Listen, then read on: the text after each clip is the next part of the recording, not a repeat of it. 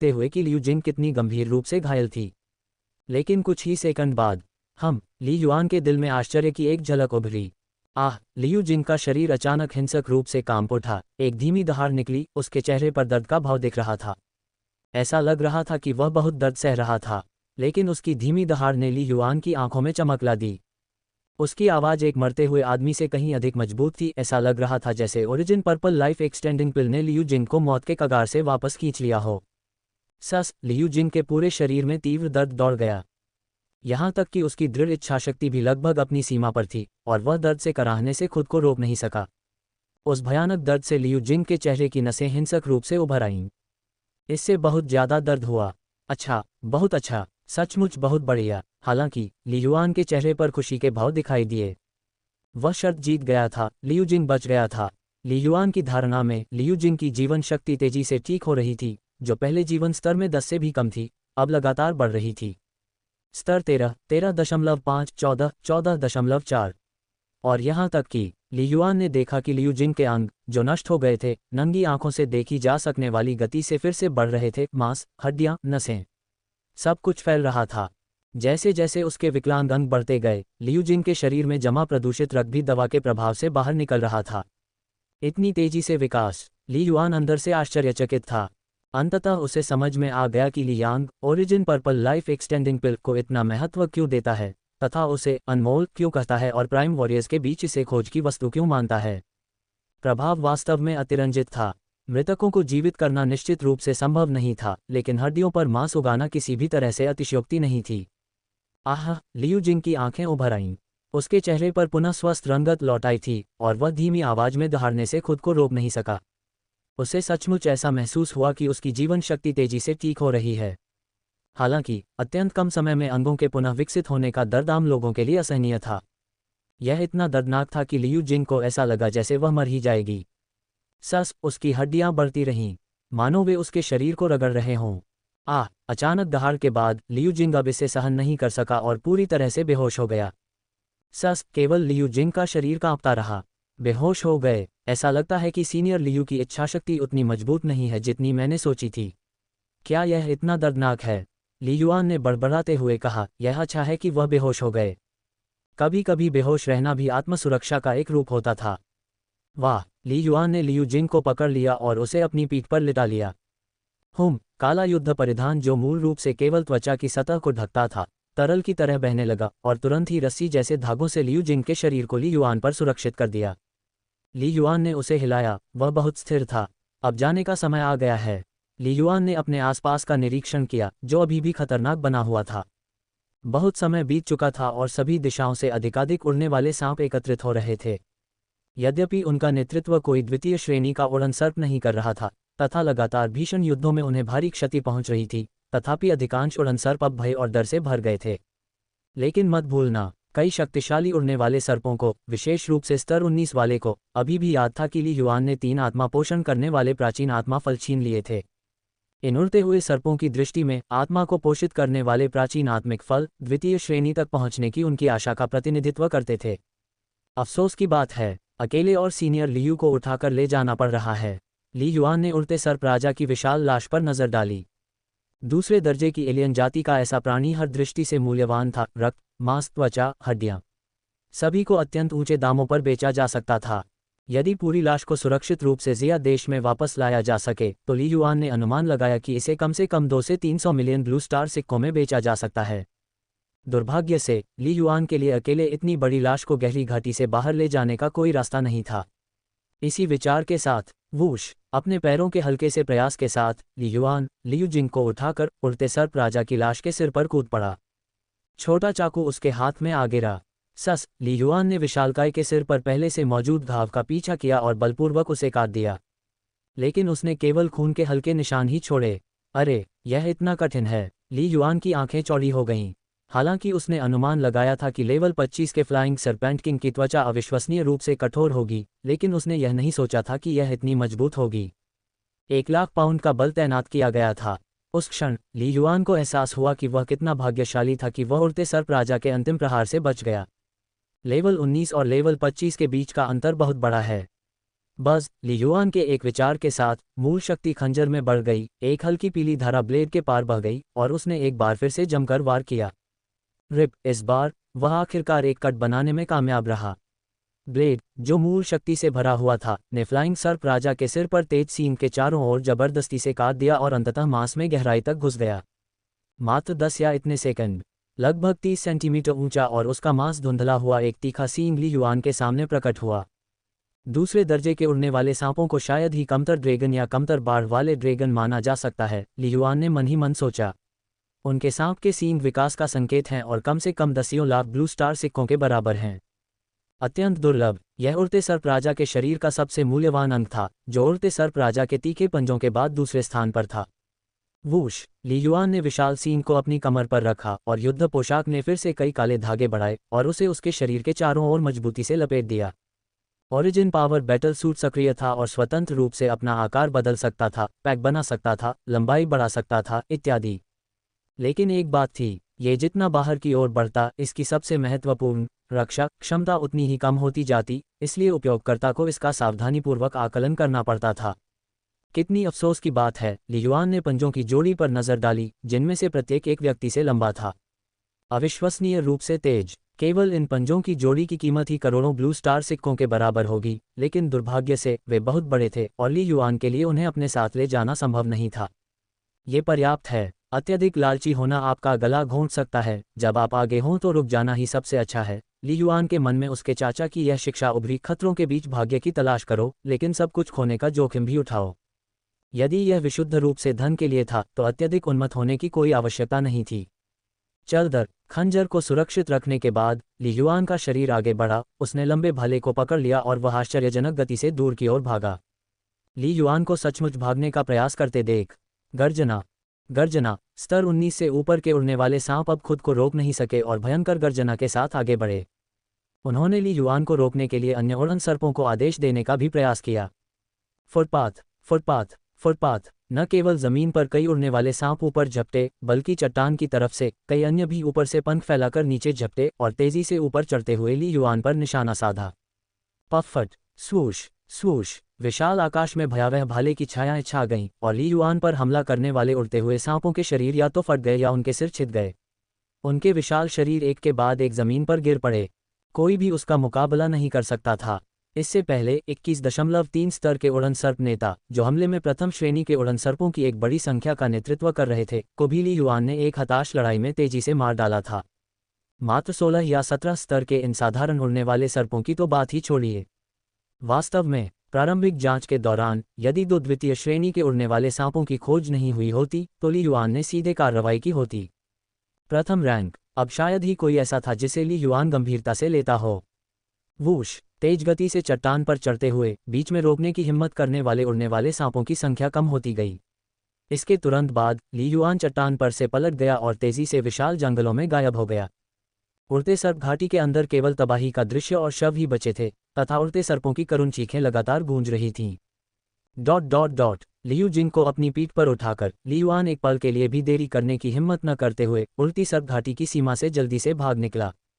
बहुत समय बीत गया है। यदि त्यानलियां कबीले के उच्च स्तरीय सदस्य वास्तव में एक कदम उठाते हैं और एक प्रधान योद्धा को यहां भेजते हैं, तो वे अब तक फ्लाइंग सरपेंट घाटी के बहुत करीब हो सकते हैं। ली युआन ने दृढ़ता से निर्णय लिया था कि सबसे पहले जल्दी से दूर भाग जाना सबसे अच्छा था। ली युआन को विश्वास नहीं था कि वह अकेले त्यानलियां कबीले की सेना का सामना कर सकेगा। बच निकलना ही सही रास्ता था। मानचित्र द्वारा निर्देशित। 20 मिनट से भी कम समय में ली युआन 30 किलोमीटर से अधिक दूर निकल गया था और उसकी स्मार्ट रिंग से संकेत पूरी तरह से ठीक हो गया था। मुझे सबसे पहले स्थिति की सूचना बेस को देनी चाहिए ताकि अन्य वरिष्ठ सदस्यों द्वारा कोई गलतफहमी न हो। ली युआन ने सहजता से लियू जिंग की ओर देखा, जो अभी भी बेहोश था। लियू जिंग के अंग पूरी तरह से विकसित हो गए थे और उसकी सांसें लंबी और स्थिर हो गई थीं। उसकी जीवन शक्ति और अधिक प्रबल होती जा रही थी। वरिष्ठ लियू जिंग के साथ मेरी मुठभेड़। ली युआन ने अपने शब्दों को व्यवस्थित किया और फ्लाइंग सरपेंट वैली की कठिन परिस्थिति की रिपोर्ट की, मुख्य रूप से इस बारे में कि कैसे उसने और लियू जिंग ने 3 द्वितीय श्रेणी के फ्लाइंग सर्पों से लड़ाई की और अंततः उन सभी को मार डाला। साथ ही लियू जिंग की गंभीर चोट की प्रक्रिया के बारे में भी बताया। उन्होंने केवल 3 आत्मा पोषक प्राचीन आत्मा फलों की बात को छुपाया। यदि फ्लाइंग सरपेंट वैली युद्ध बेस स्थापित करने के लिए उपयुक्त है, तो इसे विकसित करना देश पर निर्भर होना चाहिए। लेकिन जहां तक 3 आत्मा पोषण करने वाले प्राचीन आत्मा फलों की बात है, तो शुरू से अंत तक वे युद्ध की लूट थे जिन्हें उसने और वरिष्ठ लियू जिंग ने जब्त कर लिया था। ली युआन ने उन्हें किसी और के साथ साझा करने का इरादा नहीं किया। ली युआन अनावश्यक परेशानियों और लालची नज़रों से बचना चाहता था। इन सब का ध्यान रखने के बाद वूश, ली युआन एक प्रकाश की किरण में बदल गया और चौकी बेस नंबर 3 की ओर अपनी यात्रा जारी रखी। इस समय ली युआन के दिल में उड़ती सर्प घाटी से जितना दूर होगा उतना ही सुरक्षित होगा। फ्लाइंग सरपेंट वैली में ली युआन और लियू जिंग के बीच भीषण लड़ाई के लगभग 2 घंटे बाद हुश हुश हुश 3 आकृतियां अत्यंत तीव्र गति से चल रही थीं, जिनमें से प्रत्येक की गति 80 मीटर प्रति सेकंड से अधिक थी। उन्होंने आसानी से उड़ते हुए सर्पों को चकमा दिया और उड़ते हुए सर्प घाटी के ऊपर पहुंच गए। शू शू, क्या ये वही फ्लाइंग सरपेंट वैली है जिसके बारे में तुमने बात की थी? 7 सितारों वाला मानव प्रधान योद्धा जिसका तुमने अपने प्रसारण में उल्लेख किया था, कहाँ है? काली त्वचा वाले एक मोटे आदमी ने गहरी आवाज में पूछा और धुंधली घाटी की ओर देखा। घाटी में उड़ते सांपों की दहाड़ अभी भी छिटपुट रूप से सुनी जा सकती थी। अभी अभी आसपास का पता लगाया है और वहां काफी संख्या में उड़ते हुए सर्पों की लाशें हैं, लेकिन मुझे अभी तक 7 सितारा मनुष्यों का कोई निशान नहीं मिला है, युद्ध पोशाक पहने हुए एक अन्य लंबे पतले आदमी ने धीरे से कहा। डेल्गाडो, मोली, क्या तुम्हें सचमुच संदेह है कि मैं झूठ बोल रहा हूं? रक्तलाल लबादे में राक्षसी रूप से आकर्षक युवक जू शू की आंखों में क्रोध की एक झलक उभरी। मोटे आदमी और मोली ने एक दूसरे को देखा लेकिन कुछ नहीं कहा। ताकत के मामले में द्वितीय श्रेणी के योद्धा होने के नाते वे स्वाभाविक रूप से जू शू पर बढ़त रखते थे, लेकिन दूसरा पक्ष पवित्र भूमि का एक मुख्य शिष्य था और तियानलियांग कबीले में उनसे अधिक उच्च अनुक्रम स्तर रखता था। ऐसा नहीं होना चाहिए, ऐसा कैसे हो सकता है? रक्तलाल लबादे में राक्षसी रूप से आकर्षक युवक जू शू ने नीचे घाटी का सर्वेक्षण किया और इसे 2 बार स्कैन करने के बाद उसकी अभिव्यक्ति अचानक बदल गई। ये बुरा है, हम बहुत देर हो चुकी है। वहां देखो, जू शू ने लगभग 1 किलोमीटर दूर एक चट्टान की ओर इशारा किया। वहां कई उड़ने वाले सांपों की लाशें हैं। क्या उड़ते सांप की लाशें? तगड़े आदमी और लंबे पतले युवक ने तुरंत नजरें घुमाईं। चट्टान की उस कोमल ढलान पर वहां उड़ते सांपों की असंख्य लाशें पड़ी थीं और पहाड़ की दीवार पर तीव्र युद्ध के स्पष्ट निशान थे। बात बस इतनी सी है कि वे चट्टान के इस विशेष हिस्से के ठीक ऊपर थे। इसके अलावा बड़ी संख्या में उड़ते सर्पों की लाशें, खून और लताओं का रंग एक जैसा होने के कारण उन्होंने पहली नज़र में उन पर ध्यान नहीं दिया था। सिर्फ एक जगह नहीं, बल्कि वहां भी युद्ध के निशान हैं, जू शू ने कहा। और वहां भी। सावधानीपूर्वक अवलोकन के बाद 3 तियानलियांग कबीले के विशेषज्ञों ने और भी अधिक निशान खोजे। ये निष्कर्ष निकालने के लिए पर्याप्त था। कुछ समय पहले ही फ्लाइंग सरपेंट वैली में एक भयंकर युद्ध छिड़ गया था। इतनी भयंकर लड़ाई ये दूसरे दर्जे के लड़ाकों के बीच हुई होगी। क्या हम बहुत देर से पहुंचे हैं? डेल्गाडो, जो कि एक मजबूत कदकाठी का आदमी था, ने भौहें सिकुड़ते हुए कहा। जू शू, क्या तुमने कहा था कि घाटी के तल पर आत्मा पोषण करने वाले प्राचीन आत्मा फल हैं? 90% संभावना है। जू शू ने भारी स्वर में सिर हिलाया, क्योंकि उसके पास निर्णय लेने का अपना तरीका था। तो फिर चलो, डेल्गाडो ने धीरे से कहा, सच्चाई का पता लगाने के लिए। हम सब। मोली, लंबा पतला युवक भौहें सिकुड़ते हुए बोला, क्या कोई घात लगाकर हमला हो सकता है? आप न जाने का विकल्प चुन सकते हैं, मुझे कोई आपत्ति नहीं है। और यदि आत्मा पोषण करने वाले प्राचीन आध्यात्मिक फल अभी भी वहां हैं, तो यदि मैं अपने लिए 1 या 2 छिपा लूं तो परेशान न हो, डेल्गाडो ने उदासीनता से कहा। उसके साथ वूश, डेल्गाडो का आकार हिला और वह तेजी से चट्टान के साथ उड़ती सर्प घाटी के तल की ओर बढ़ गया। चलो चलें, मोली ने कंधे उचकाए और तुरंत नीचे की ओर भागा। ये 2 लोग। जू शू ने अपने दांत पीस लिए।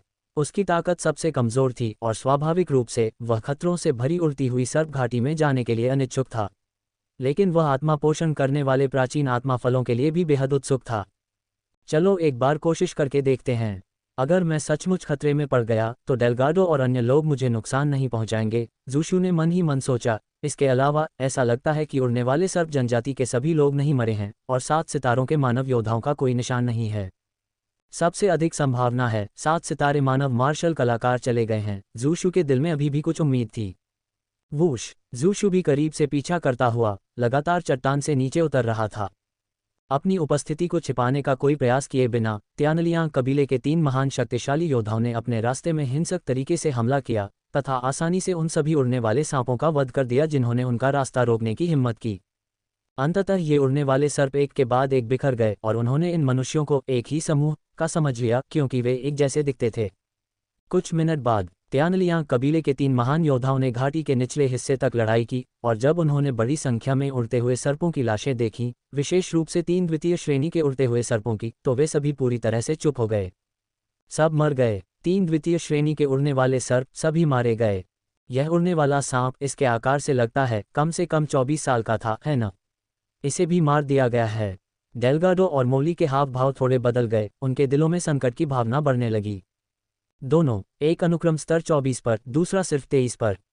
फुट 3 त्यानलियांग कबीले के योद्धा चारों दिशाओं में पूछताछ करते हुए तितर-बितर हो गए। वे शीघ्र ही पुनः एकत्र हो गए। आत्मा पोषण करने वाले प्राचीन आत्मा फल के निशान हैं, लेकिन कोई आत्मा पोषण करने वाली प्राचीन आत्मा की लकड़ी नहीं मिली, इसलिए ये स्पष्ट नहीं है कि इसे हाल ही में काटा गया था या दूसरे दर्जे के उड़ने वाले सांपों ने पहले ही खा लिया था। मोली ने धीमी आवाज में कहा, अपने हाथ में हथेली के आकार का एक विशेष उपकरण पकड़े हुए।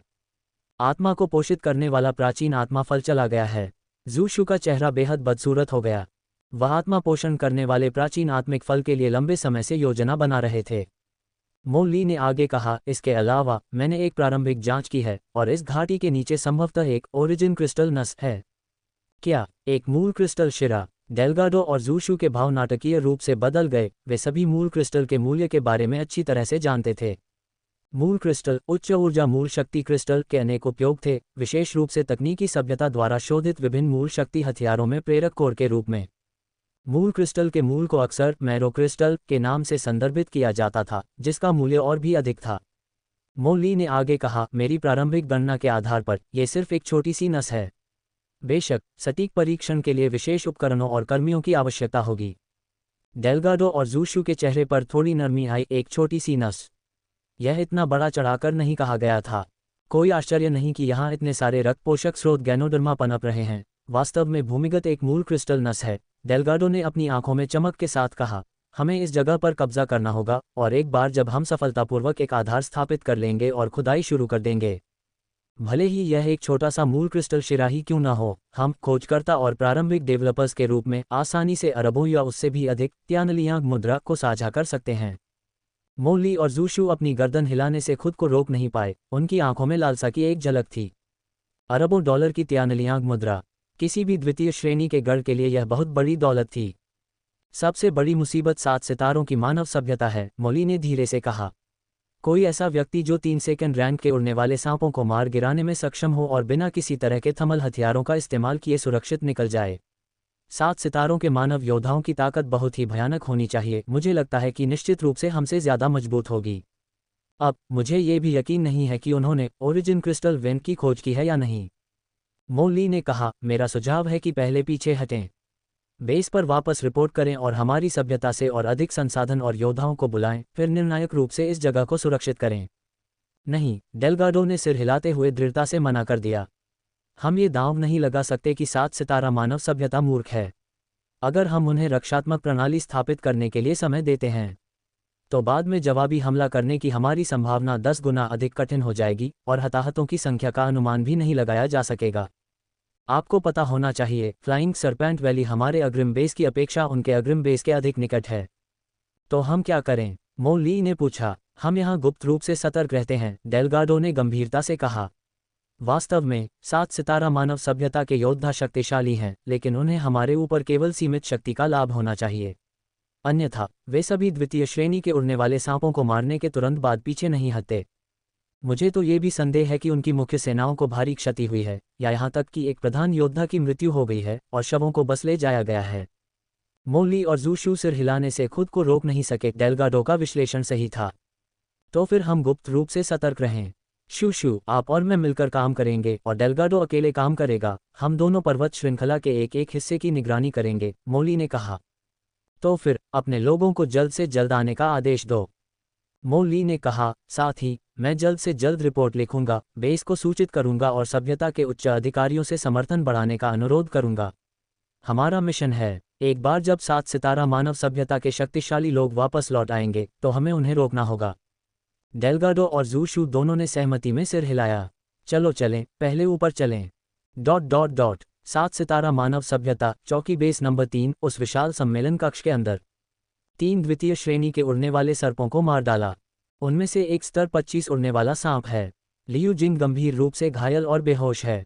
बैंगनी वस्त्र पहने महिला और हान चोंग दोनों ली युआन द्वारा प्रेषित खुफिया जानकारी को देखकर हैरान थे। उनकी उम्मीदों से कहीं अधिक 25वीं लेवल की एक एलियन जाति हमारे इलाके में उभरी और हमें पहले इस बारे में कुछ भी पता नहीं था, हान चोंग ने गुस्से से भरी आवाज में कहा। जांच दल क्या कर रहे थे? चौकी बेस को पूरे वर्ष भर 1000 किलोमीटर के आसपास के क्षेत्र की जांच करनी पड़ती थी। अगर दूसरे दर्जे की एलियन जाति ने छिपने का मन बना लिया था तो पहले दर्जे के मार्शल आर्टिस्ट उन्हें कैसे खोज पाएंगे? बैंगनी रंग की महिला ने अपना सिर हिलाया। इस बार अगर जुएन और लियू जिंग फ्लाइंग सरपेंट घाटी में गहराई तक नहीं गए होते तो हम इस शक्तिशाली फ्लाइंग सरपेंट को कभी नहीं भगा पाते। अब हम क्या करें? हान चोंग ने भौहें सिकोड़ लीं। हम मूल योजना पर ही टिके रहेंगे। जो अग्रिम इकाइयां पहले ही निकल चुकी हैं उन्हें आगे बढ़ना जारी रखना चाहिए, बैंगनी रंग की महिला ने फुसफुसाते हुए कहा। मैंने पहले ही जुएन के स्थान को लॉक कर लिया है और अब मैं दवा के साथ अग्रिम सैनिकों को लेकर जुएन को तुरंत खोजने जा रही हूं। तुम जा रहे हो? हान चोंग हैरान था। क्या इसका मतलब यह नहीं है कि बेस पर सिर्फ मैं ही एक प्राइम वॉरियर के तौर पर रह जाऊंगा? मुख्य मुद्दा यह है कि लियू जिंग पहले से ही गंभीर रूप से घायल है। हम किसके साथ लड़ें? हान चोंग ने भौहें सिकोड़ी। वह पहले से ही फ्लाइंग सरपेंट वैली को छोड़ने, योजना को त्यागने के बारे में सोच रहा था। बात यह नहीं है कि हम किसके लिए लड़ना चाहते हैं, बल्कि यह है कि हमें क्या करना चाहिए। बैंगनी रंग की महिला की आंखों में ठंडी रोशनी चमक उठी। लियू जिंग की तुलना में मैं अभी फ्लाइंग सरपेंट वैली के बारे में अधिक चिंतित हूं। फ्लाइंग सरपेंट वैली में क्या गड़बड़ है? हान चोंग चौंका। यदि यह रक्त पोषक स्रोत आध्यात्मिक कवच को बड़ी मात्रा में विकसित कर सकता है और इतने कम समय में इतने सारे द्वितीय श्रेणी के उड़ने वाले सर्पों को जन्म भी दे सकता है, तो मुझे विश्वास नहीं होता कि उड़ने वाले सर्पों की घाटी में कोई रहस्य है, बैंगनी वस्त्र पहने महिला ने गंभीरता से कहा। यदि त्यानलियां कबीला इस स्थान पर कब्जा कर लेता है, अपना बेस स्थापित कर लेता है और वे हमारे चौकी बेस से केवल 900 किलोमीटर दूर हैं, तो क्या आपको लगता है कि हम अभी भी शांतिपूर्वक सह अस्तित्व में रह सकते हैं? युद्ध तो देर सवेर अवश्यंभावी है, इसलिए अभी ही युद्ध कर लेना बेहतर होगा, बैंगनी रंग की पोशाक वाली महिला ने कहा। कम से कम हम उन्हें एक स्थिर रक्षा प्रणाली स्थापित करने की अनुमति नहीं दे सकते। मेरा क्या? मैं क्या करूं? हान चोंग पूछे बिना नहीं रह सका। बैंगनी रंग की महिला ने गंभीरता से कहा, हमारे वरिष्ठ अधिकारियों से संपर्क करें, सहायता का अनुरोध करें। यदि आवश्यक हो तो आउटपोस्ट बेस नंबर 4 से हमारी सहायता करने के लिए कहें।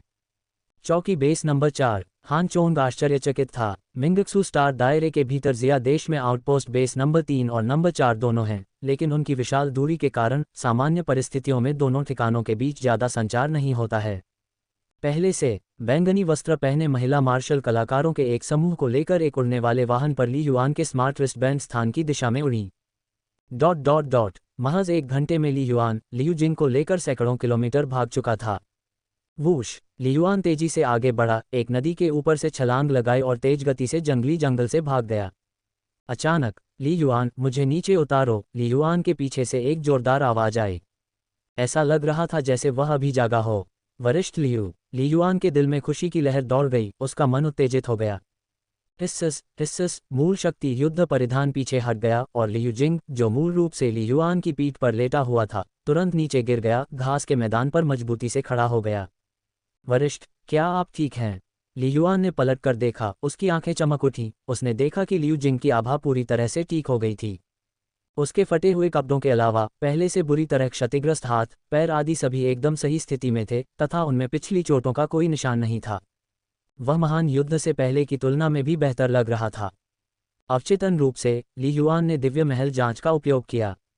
लक्ष्य प्राणी, जीवन स्तर 25.6 रैंक पर ली युआन हैरान रह गया।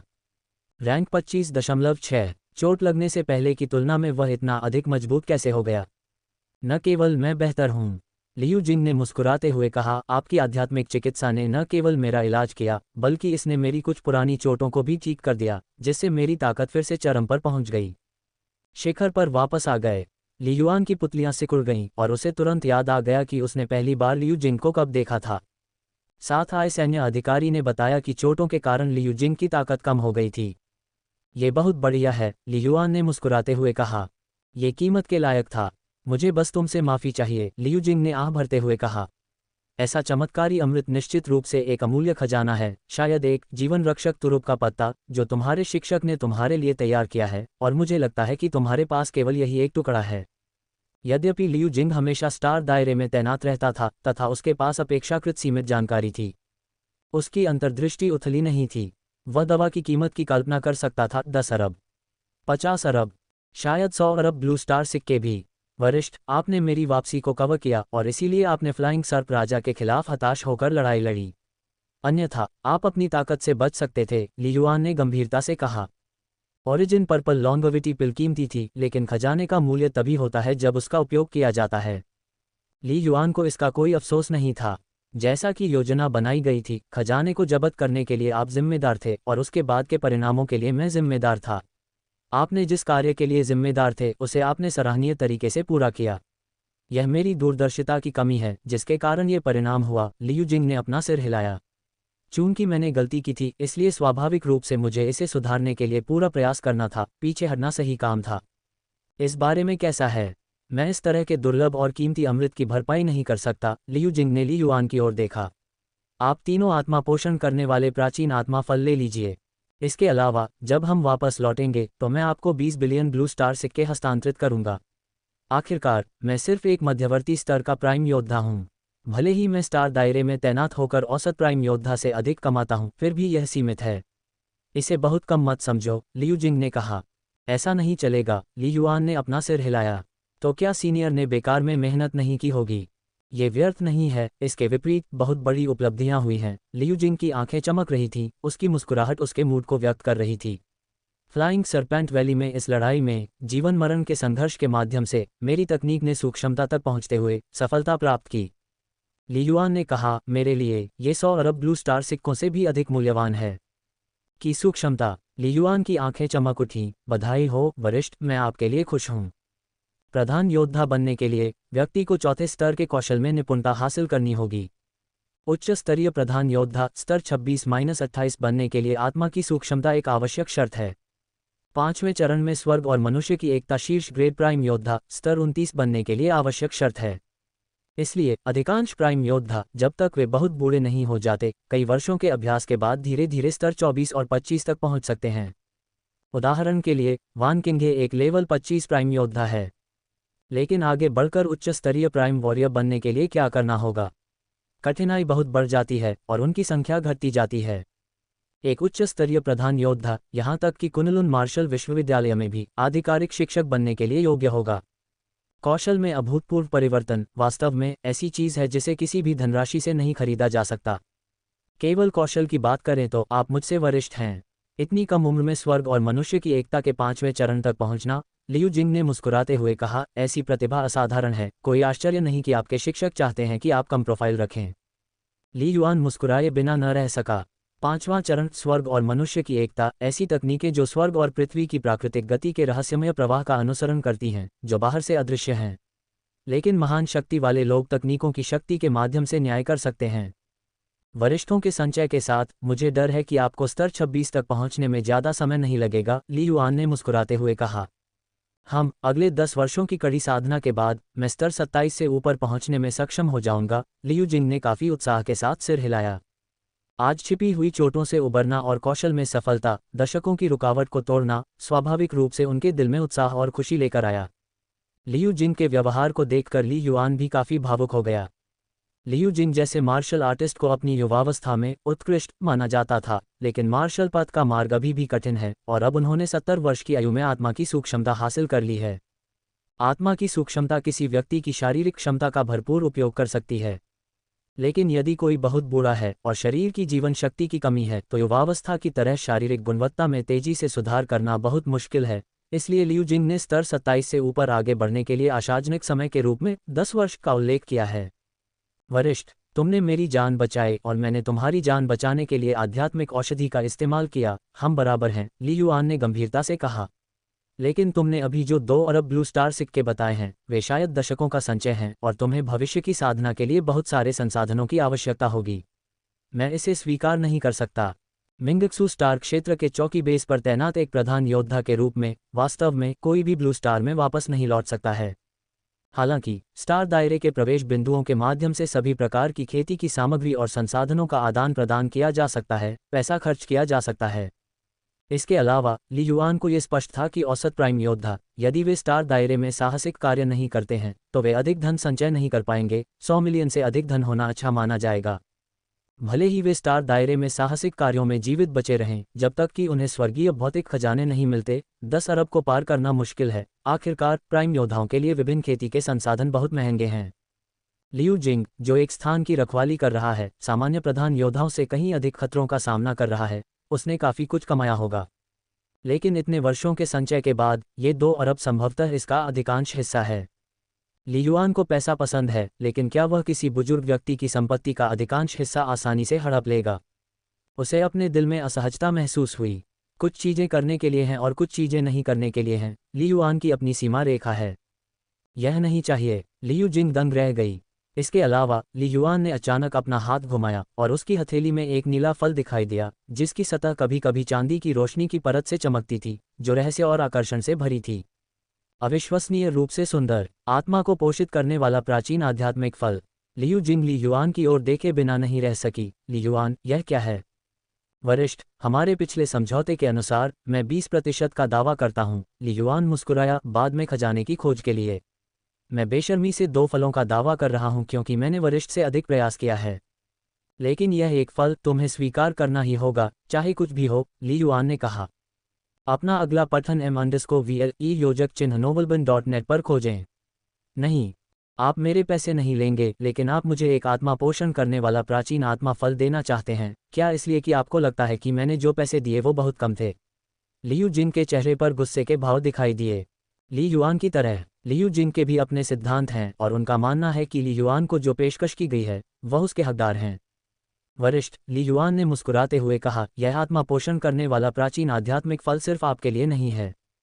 अब जब तुमने आत्मा की सूक्ष्मता प्राप्त कर ली है, अगर तुम इस आत्मा फल का सेवन करते हो तो तुम्हारी आध्यात्मिक शक्ति फिर से रूपांतरित हो जाएगी, जिससे स्वर्ग और मनुष्य की एकता को समझने की तुम्हारी संभावनाएं बहुत बढ़ जाएंगी। ली युआन ने ईमानदारी से कहा, अगर तुम स्वर्ग और मनुष्य की एकता प्राप्त कर लेते हो, भविष्य में शीर्ष ग्रेड प्राइम योद्धा बनने की संभावना आशाजनक है और मिंगक्सू स्टार दायरे में आपकी भूमिका काफ़ी बढ़ जाएगी। लियू जिंग का दिल द्रवित हो गया। उन्होंने आत्मा पोषण करने वाले प्राचीन आत्मिक फल की परवाह नहीं की, लेकिन ली युआन द्वारा स्वर्ग और मनुष्य की एकता के उल्लेख से वे बहुत प्रभावित हुए। वास्तव में, यदि आध्यात्मिक शक्ति में परिवर्तन होता है तो स्वर्ग और मनुष्य की एकता को साकार करने की भविष्य की संभावनाएं बहुत बढ़ जाएंगी। जिन लोगों ने आत्मा की सूक्ष्मता प्राप्त कर ली है, स्वर्ग और मनुष्य की एकता की प्रतीक्षा कौन नहीं करेगा? आपने सही बात कही है। लियू जिंग ने ली युआन की ओर देखा, फिर अपना सिर हिलाया और कहा, लेकिन इस तरह से आप बहुत कुछ खो देते हैं। मुझे बहुत असहज महसूस होता है। ये कैसा रहेगा? चलो इस आत्मा पोषण करने वाले प्राचीन आत्मा फल को कुछ ऐसा मानते हैं जो मैं खरीद रहा हूँ। 10 अरब ब्लू स्टार सिक्के के बारे में क्या ख्याल है? लियू जिंग ने गंभीरता से कहा, आपको ये 10 अरब ब्लू स्टार सिक्के स्वीकार करने ही होंगे, चाहे कुछ भी हो। अन्यथा मैं इस आत्मा पोषण प्राचीन आत्मा फल को स्वीकार नहीं करूंगा। लियू जिंग का निष्कर्ष यही था। ठीक है, ली युआन ने मुस्कुराते हुए सिर हिलाया और अब और मना नहीं किया और आत्मा पोषण करने वाला प्राचीन आत्मा फल लियू जिंग को सौंप दिया। 10 अरब ब्लू स्टार सिक्के। यदि ली युआन ने अपने द्वारा प्राप्त 2 आत्मा पोषण करने वाले प्राचीन आध्यात्मिक फलों का मूल्य शामिल किया होता तो नीलामी के बिना उनका मूल्य निर्धारित करना कठिन होता। लेकिन इस उद्यम से कुल लाभ 50 से 100 अरब ब्लू स्टार सिक्कों के बीच हो सकता है। वास्तव में ये बहुत अधिक है। यह उस धन संपत्ति से अधिक था जिसे अधिकांश मध्य स्तरीय प्राइम योद्धा अपने जीवन काल में एकत्रित कर सकते थे। यह एक तथ्य है। यही कारण है कि अनगिनत मार्शल कलाकार स्टार रियल्म्स के खतरों का सामना करने के लिए बेताब हैं। हालांकि यह बेहद खतरनाक है, लेकिन स्वर्गीय भौतिक खजाने की सिर्फ एक भाग्यशाली खोज किसी को रातों रात अमीर बना सकती है और जीवन भर के लिए सुरक्षित बना सकती है। इस बार ली युआन द्वारा उड़ते सर्प घाटी से आत्मा पोषण करने वाले प्राचीन आध्यात्मिक फलों की प्राप्ति उसकी ताकत के कारण थी, लेकिन इसमें भाग्य की भी भूमिका थी। फिर भी यह अभी भी खतरनाक था। इसके अलावा, हालांकि अंतिम लाभ महत्वपूर्ण था, ली युआन ने एक जीवन रक्षक ओरिजिन पर्पल लॉन्गेविटी पिल भी खो दी, जिससे लाभ और हानि का निर्धारण करना कठिन हो गया। वरिष्ठ, अब हमें क्या करना चाहिए? ली युआन ने पूछा। मैं अभी बेस पर रिपोर्ट कर रहा हूँ। जल्दी से। ली युआन ने लियू जिंग को बेस को दी गई अपनी हालिया रिपोर्ट की पूरी प्रक्रिया समझाई। तुमने सही काम किया, उन परिस्थितियों में तुम्हें रिपोर्ट करना चाहिए था। लियू जिंग ने सिर हिलाया। हालांकि अब जब मैं जाग गया हूं और मेरी ताकत न केवल ठीक हो गई है बल्कि बहुत बढ़ गई है, तो हमारी मूल योजना को बदलने की जरूरत है। उन्होंने कहा, मैं बेस से संवाद करूंगा। ठीक है। ली युआन ने सिर हिलाया। लियू जिंग ने तुरंत बेस का संचार नंबर डायल किया और जल्द ही किसी ने जवाब दिया। हेलो, संचार के माध्यम से एक गहरी आवाज आई। बैककोट बैककोट बैककोट, मैं लियू जिंग हूँ। हान चोन को संचार के माध्यम से काम करने दें, लियू जिंग ने उदासीनता से कहा। डॉट डॉट डॉट, अधिक लंबे समय बाद तक नहीं। लियू जिंग ने बेस के साथ संचार समाप्त कर दिया। वास्तव में बेस के साथ उनके आदान प्रदान की विषय वस्तु सरल थी। उन्होंने हान चोन को बताया कि न केवल उनकी ताकत बहाल हो गई थी, बल्कि उन्हें सफलता भी मिली थी। उन्होंने बेस से यथाशीघ्र एक टीम भेजने तथा गठबंधन से सहायता के लिए आवेदन करने को कहा। ली युआन पूरे समय किनारे पर खड़ा होकर सुन रहा था। वरिष्ठ, बेस से सहायता की पहली लहर यहाँ पहुँचने में कुछ घंटे लगेंगे। अब हम क्या करें? ली युआन ने पूछा। हम और क्या कर सकते हैं? बंद कमरे में प्रशिक्षण, लियू जिंग ने मुस्कुराते हुए कहा। स्पिरिट फ्रूट का सेवन करें। ली युआन अपनी हंसी रोक नहीं सका। स्वर्गीय भौतिक खजाने सिर्फ देखने से काम नहीं आते, लियू जिंग ने गंभीरता से कहा। वे अपना पूरा प्रभाव और मूल्य तभी दिखाते हैं जब उन्हें खाया और पूरी तरह पचाया जाता है। तो कब्जा करना आश्वस्त करने वाला है। ली युआन ने सिर हिलाया। वरिष्ठ, मैं एक जगह जानता हूं जो बंद दरवाजे के पीछे प्रशिक्षण के लिए बहुत उपयुक्त है। क्या हम साथ चलेंगे? ठीक है, लियू जिंग ने सिर हिलाया। हालांकि उसने पहले ही अनुमान लगा लिया था कि ली युआन उसे कहां ले जाने की योजना बना रहा था। फुट फुट, वे दोनों तेजी से जंगल के रास्ते आगे बढ़े और 10 किलोमीटर से अधिक दूरी तय करके एक बड़ी नदी के किनारे चट्टान के आधार पर पहुंच गए। नदी के किनारे खड़े होकर वे ऊंची चट्टान के ऊपर स्थित गुफा को स्पष्ट रूप से देख सकते थे। ये वास्तव में वही स्थान था जहां ली युआन ने आखिरी बार बंद कमरे में प्रशिक्षण लिया था।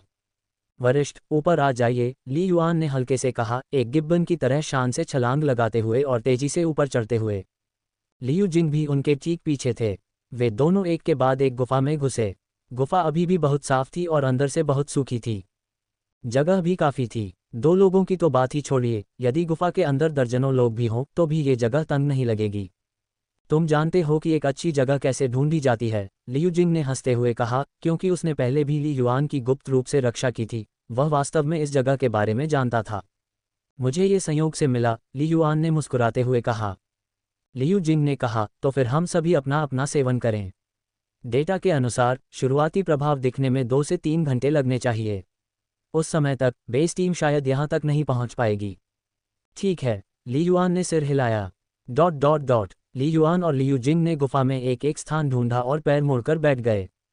अपनी आत्मा को एकाग्र करो, ली युआन ने धीरे से अपनी आंखें बंद करते हुए कहा। एक विचार के साथ उसके मूल पावर बैटल सूट ने उसकी छाती से एक काली ट्रे निकाली और उस पर एक आत्मा पोषण प्राचीन आत्मा फल उठा दिया। मार्शल हॉल के डेटा अभिलेखागार के अनुसार एक भी आत्मा पोषण करने वाला प्राचीन आत्मा फल सामान्य परिस्थितियों में एक साधारण मूल मार्शल कलाकार की आध्यात्मिक शक्ति को 29वीं कक्षा के शीर्ष ग्रेड मूल मार्शल कलाकार के बराबर स्तर तक बढ़ा सकता है, ली युआन ने खुद से सोचा। लेकिन मेरा यह आत्मा पोषण करने वाला प्राचीन आत्मा फल और भी अधिक अजीब लगता है। ली युआन ने पुनर्प्राप्ति प्रक्रिया को याद किया। सबसे पहले आध्यात्मिक दबाव आया, फिर आत्मा को पोषित करने वाली प्राचीन आत्मा लकड़ी अपने आप बिखर गई। सब कुछ इस आत्मा पोषण करने वाले प्राचीन आत्मिक फल की असाधारणता का संकेत था। मेरी अपनी आध्यात्मिक शक्ति पहले से ही 29वीं कक्षा के करीब है। मुझे आश्चर्य है कि क्या ये विशेष आत्मा पोषण करने वाला प्राचीन आत्मा फल मुझे एक ही झटके में एक मूल मार्शल आर्टिस्ट की सीमा तक पहुंचने में मदद कर सकता है, ली युआन ने सोचा, धीरे से अपनी आंखें बंद करते हुए। स्वर्ग स्तर पर उड़ना, ली युआन ने कल्पना करने की हिम्मत नहीं की। ठीक उसी प्रकार जैसे भौतिक जगत में दूसरे दर्जे से तीसरे दर्जे पर जाना एक बहुत बड़ा अंतर है, जीवन के मूल तत्व में एक परिवर्तन है। यह अंतर प्रथम रैंक से द्वितीय रैंक तक आगे बढ़ने से 10 गुना अधिक है। इसी प्रकार आध्यात्मिक शक्ति को 29वीं कक्षा से 30वीं कक्षा तक बढ़ाना भी एक परिवर्तन है। मार्शल हॉल के डेटा अभिलेखागार के अनुसार मानव मार्शल पथ के इतिहास पर तथाकथित आध्यात्मिक शक्ति में प्रतिभा मूल मार्शल कलाकार बनने के बाद धीरे धीरे अपनी आध्यात्मिक शक्ति को 29वीं कक्षा तक बढ़ा लेंगे, ली युआन ने सोचा। लेकिन उनकी आध्यात्मिक शक्ति का 30वीं कक्षा तक पहुंचना बेहद मुश्किल है, एक साधारण शीर्ष ग्रेड मूल मार्शल कलाकार के लिए जितना आसान है उससे ज्यादा नहीं। एक शब्द में, क्या आप चाहते हैं कि आपकी आध्यात्मिक शक्ति 30वीं कक्षा तक पहुंचे? सामान्य परिस्थितियों में व्यक्ति को पहले अपने जीवन स्तर को 30वीं कक्षा तक बढ़ाना चाहिए, फिर आध्यात्मिक शक्ति के परिवर्तन के लिए एक मजबूत शरीर के साथ आत्मा को पोषित करना चाहिए। इसलिए ली युआन को केवल यह उम्मीद थी कि आत्मा फल का सेवन करने के बाद उसकी आध्यात्मिक शक्ति सीधे 29.9 ग्रेड के स्तर तक बढ़ सकती है। इसके बाद वह धीरे धीरे सूर्य के खाली हृदय का अवलोकन शास्त्र का उपयोग करके अपने कौशल को निखार सकता था और 30वीं कक्षा तक पहुंचने का प्रयास कर सकता था। थोड़ी देर के बाद ली युआन का मन पूरी तरह से शांत हो गया और उसका पूरा अस्तित्व स्वर्ग और मनुष्य की एकता की विशेष स्थिति में प्रवेश कर गया। गुरगल, ली युआन ने आत्मा को पोषित करने वाला प्राचीन आत्मिक फल उठाया जो मुट्ठी से थोड़ा छोटा था और उसे अपने मुंह में रखा जहां वह तुरंत पिघल गया। तरल पदार्थ के एक तालाब में बदल गया जो एक पल में ली युआन के गले से नीचे बह गया। ये बहुत ताजगी देने वाला था। इस्सस अपने शरीर का आत्मनिरीक्षण करने पर ली युआन स्पष्ट रूप से महसूस कर सकता था कि आत्मा पोषण करने वाले प्राचीन आत्मा फल से निकला तरल पदार्थ उसके पेट तक भी नहीं पहुंचा था इससे पहले कि वह अजीब शक्तियों की एक धारा में बदलकर उसके मांस और रक्त में विलीन हो जाता। सरसराहट, अजीब शक्ति की ये धाराएं उसकी छाती और गर्दन से होकर तेजी से उसके मस्तिष्क में प्रवाहित हो रही थीं। आत्मा मस्तिष्क के आध्यात्मिक जगत में निवास करती है। ये बहुत गर्म है। ली युआन ने अपनी आंखें कसकर बंद कर लीं। उसे लगा कि उसका सिर थोड़ा गर्म और थोड़ा भारी हो गया है, लेकिन वे अजीब शक्तियां पहले ही उसकी आध्यात्मिक दुनिया में विलीन हो चुकी थीं। ली युआन की चेतना में विलय। वूश, ली युआन की चेतना स्पष्ट रूप से महसूस कर सकती थी कि अजीब शक्ति की ये धाराएं आ रही थीं जो तेजी से आध्यात्मिक शक्ति में परिवर्तित हो रही थीं। उसकी आत्मिक शक्ति ऊपर की ओर उछल रही थी।